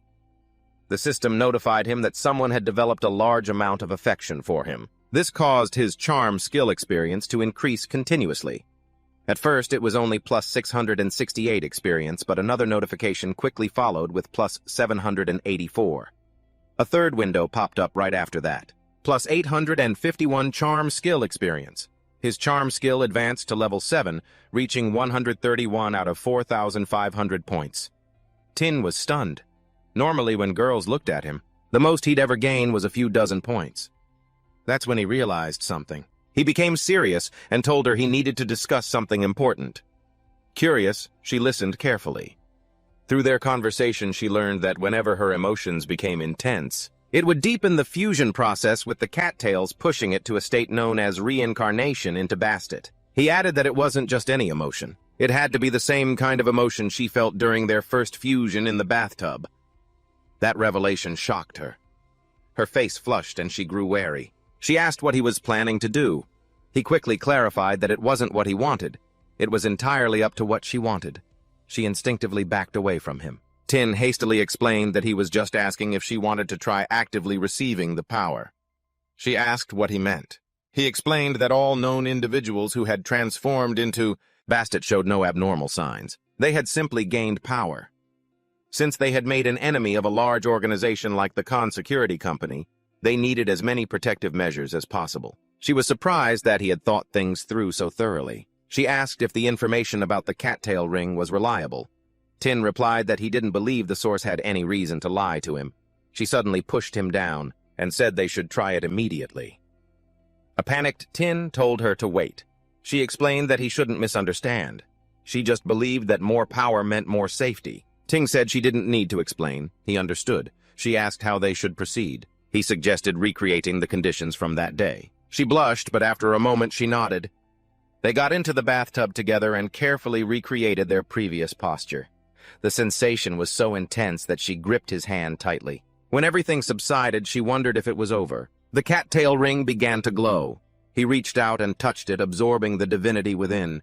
It was then he realized that promoting the fusion between the cat and the cattails actually created absorbable divinity. Thinking about it, it made sense. Enhancing the fusion meant extracting the power belonging to the foreign god Bastet, who was sealed inside the cattail ring. His divinity absorption increased to 33 out of 500. A foreign god was still a god, so naturally it also possessed divinity. She said she felt a little stronger. He felt it too. With his current physique, even if an ordinary person used a knife, they might not be able to leave a mark on him. He said that just now when she had scratched his hand. Her skin had been torn, but now only faint marks remained. She immediately apologized and asked him if the enhancement was limited to just her physical body. He encouraged her to feel again and see if any other abilities had awakened. At this point, his divinity absorption had increased to 102 out of 500. He secretly wished the absorption rate would speed up. She raised her hand, revealing her claws. This technique is called Serpent-Slaying Vanguard. The Wildcat war goddess Bastet has many titles, and one of them is the Serpent Slayer. She slew the Serpent of Chaos Apep, gaining the power to counter anything related to snakes. His curiosity was immediately piqued. Then she calmly pointed out that dragons and snakes look almost the same, adding that his hidden dragon style was also within its range. Her counter. She reached out and touched his scales. Chui Din couldn't believe it. He had practiced a dragon-related technique and somehow given himself a built-in disadvantage. He quickly explained that it couldn't be right. This technique is just called the hidden dragon style. It's not a real dragon. He asked if that would still count as being countered. She proudly said that this is how god-level abilities work. They don't need to be logical. Even techniques with the word dragon in their name fall within the scope of her counter. Chui Ding thought that was completely absurd, but then another thought popped into his head. With this ability, she could torment the dragon sect in any way she wanted. She realized he was right.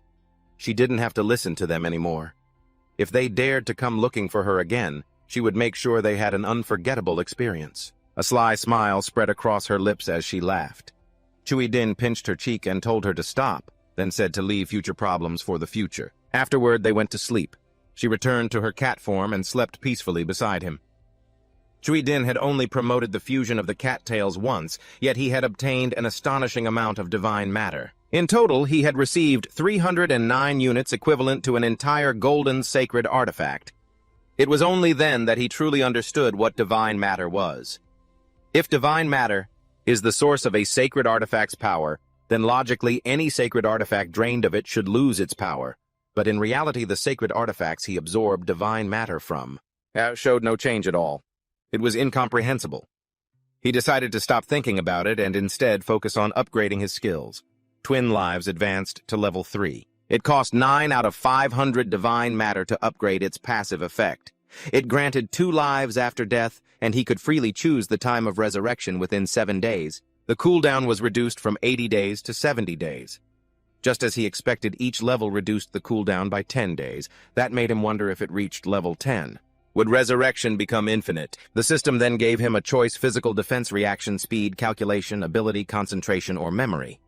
He paused, unsure which passive effect to choose. 3 days later at the Hidden Dragon Dojo, he focused on enhancing his physical defense. When he threw a punch, the impact spread outwards in visible ripples. 3 days ago, he had chosen to enhance his physical defense. Although reaction speed was also very tempting, the upper limit of the 5 great killing moves of the Hidden Dragon style depended almost entirely on the body's endurance. He tried to use a Hidden Dragon-style technique infused with force. If martial arts were mathematics, then the coordination between movements and force was like assembling complex formulas, and Twin Lives didn't change that formula. It simply added to it, doubling the final power. Raging wind and thunder, which was already a punch that could explode with double the power after reinforcing his physical defense and stacking the effect. Of Twin Lives, it became almost invincible. When he unleashed the move, the force created cuts in the air and shattered the ground beneath his feet. Sanjin called out to him. Someone was looking for him. Her tone of voice made it clear she wasn't happy about it. It was Voidblade. She said she had something to talk to him about. He didn't expect her to show up in person. Sanjin asked him who she was, but he couldn't explain. Voidblade interrupted, asking if they were done talking. She said her time was precious.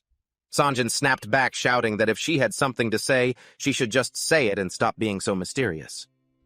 Voidblade calmly replied that only Cui Din could hear this. That answer only irritated Sanjin even more.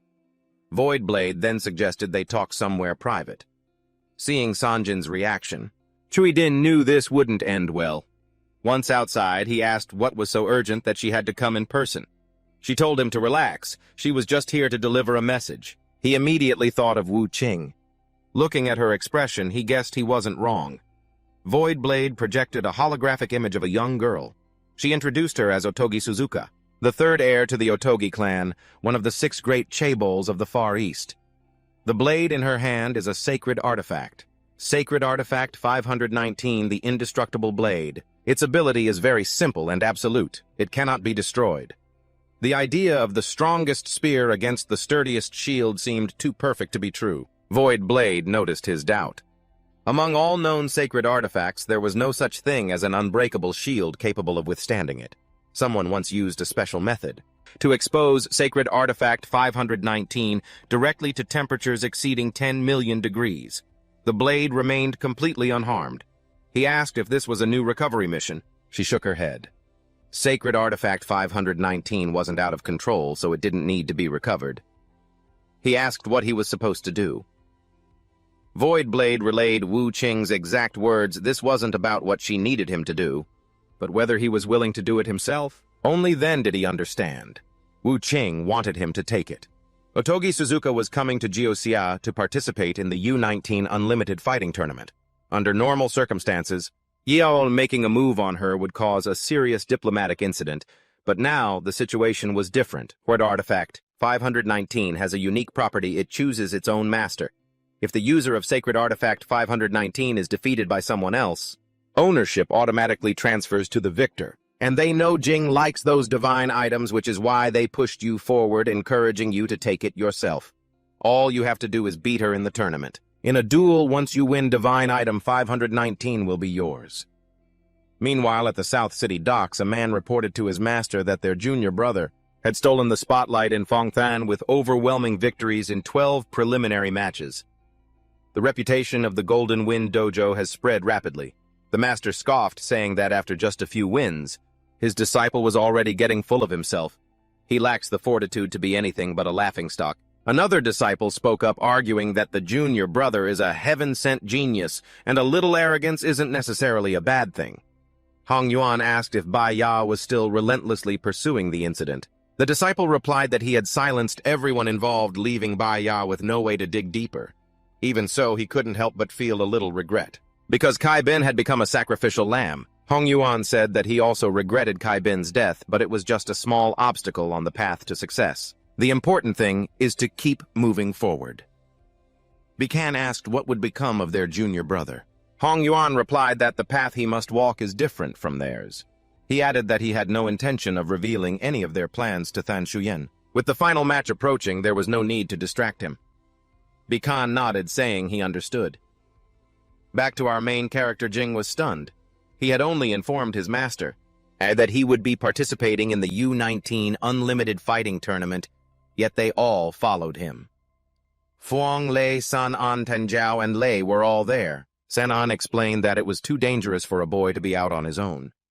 As his senior sisters, it was their duty to protect him carefully. Jing immediately asked who exactly was the dangerous one among them. Then he turned to Fuang Nei and asked for her reason. With a hint of sarcasm, he wondered if she was also here to protect him. Fuang Nei blushed before explaining that they still had to persevere with the Bastet fusion. He asked if she was addicted to it. She immediately broke into a sweat but firmly answered no. San An noticed how close his relationship with the cat had become, pointing out that he even brought it with him to compete. Deep down, Fuang wanted to say that she simply wanted to be with him and that San An should mind her own business. San An then commented that it must be difficult to train with the cat around and suggested leaving it at the hotel. Fuang Nei immediately threatened that if he did that, she would run away from home. Jing was completely speechless. In the end, he could only say that everyone could come along. Inside the dojo, someone was giving a lecture. It was San An. She warned Jing that with his current strength, there was absolutely no way he could defeat Otogi Suzuka. Jing asked what level she thought he was at. She replied that he was probably around level 3. He then asked if this level system was something specific to Feng Thane. She proudly said that she had invented it herself. Jing stared at her, unable to believe it. She asserted that her assessment was supported by solid evidence. Shizuka joined the sect at 50 years old and became the head disciple in just 5 short years. And 3 years later, she won a title in the martial arts world. Her strength is equivalent to their great senior brothers. San An asked Jing if he thought he could defeat their great senior brother. No. Although Jing hadn't been in the sect for long, he knew there was still a huge gap between him and the great senior brother, and if the two of them were to fight, he knew he would most likely be utterly defeated. San An was pleased that he had this level of self-awareness, but that wasn't the main point she wanted to make. The U-19 Unlimited Fighting Tournament is the only one in the world that allows the use of weapons. The power of a weapon can greatly affect the outcome of a match. Similarly, a contestant's overall strength is tied to their proficiency with their weapon. She asked him that if he had to choose a weapon that best suited him, which one would he pick? He replied that he wouldn't choose any. He only believed in his fists. She asked again if he would still cling to that belief. If she told him that Suzuka, when armed, is as strong as their great senior brother himself, that made him hesitate. She wrote a few words on the board, sword-wielding arts. Although she had never personally have fought the great senior brother, she knew he had long mastered all the killer moves of the Hidden Dragon sect.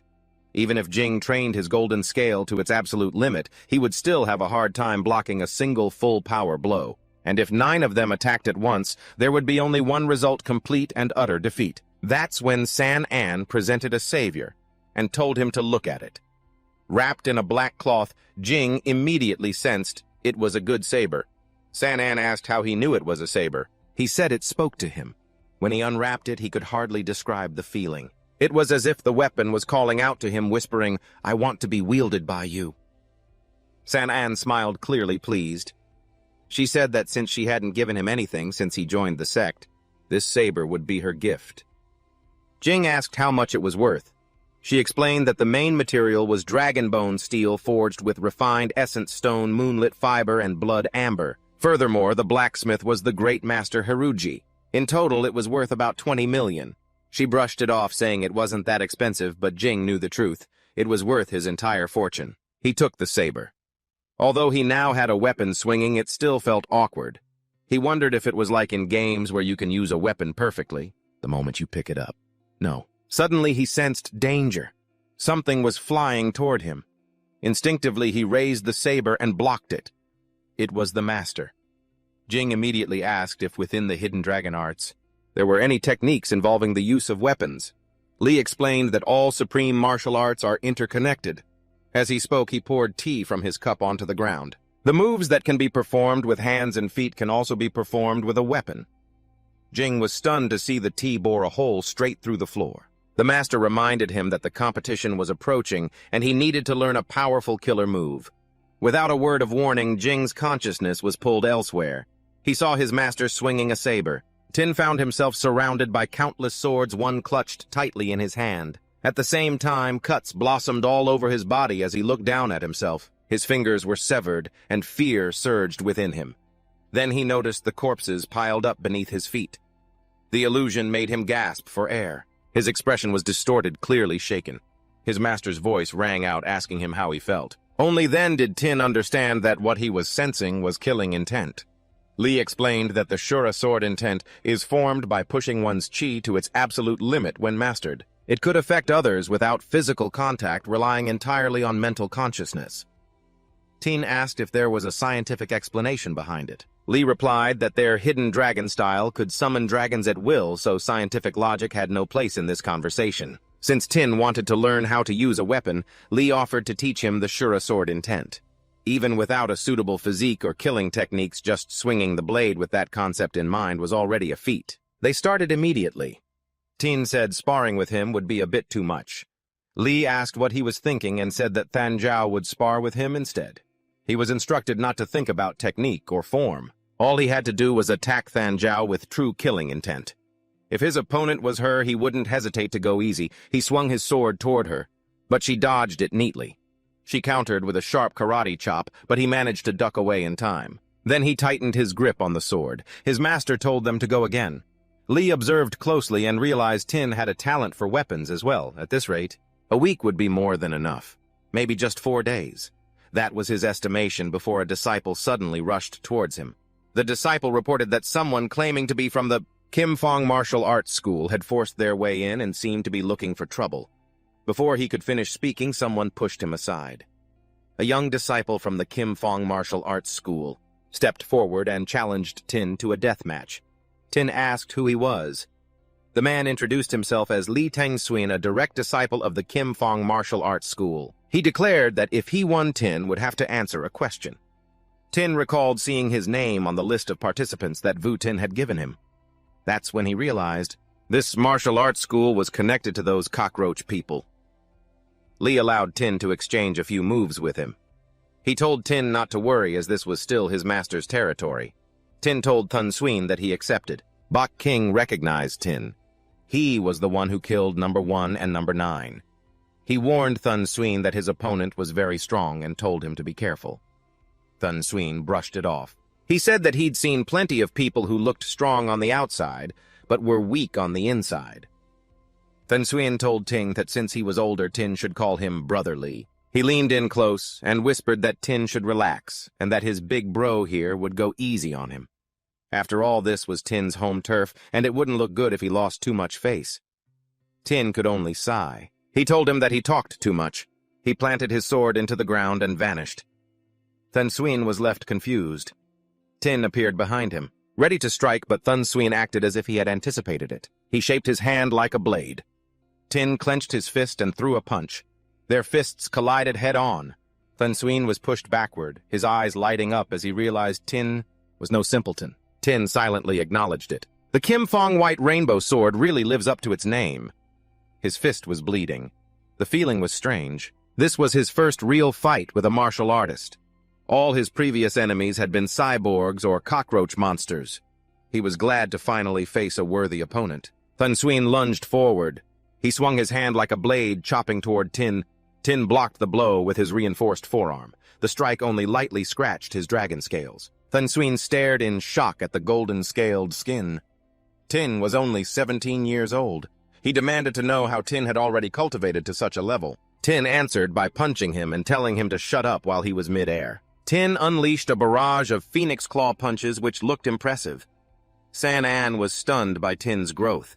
Tin wondered if cultivating the Kim Fong White Rainbow Sword also strengthened the body. Anyone else would have collapsed after 2 or 3 punches yet.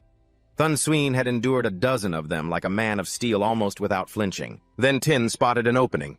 He activated twin forms. Just as he was about to land the blow, someone shouted for them to stop. Tin was startled, but he immediately pulled back his hand. Hongween stepped forward and said this was just a match, there was no need to go for the kill. Tengsuin was already injured. Alright, that's it for today's story. If you guys want to keep up with the weekly chapter updates for this series, they'll be posted on my second channel, Manhwa Update. So if you don't want to miss what happens next, be sure to drop by and join the update squad.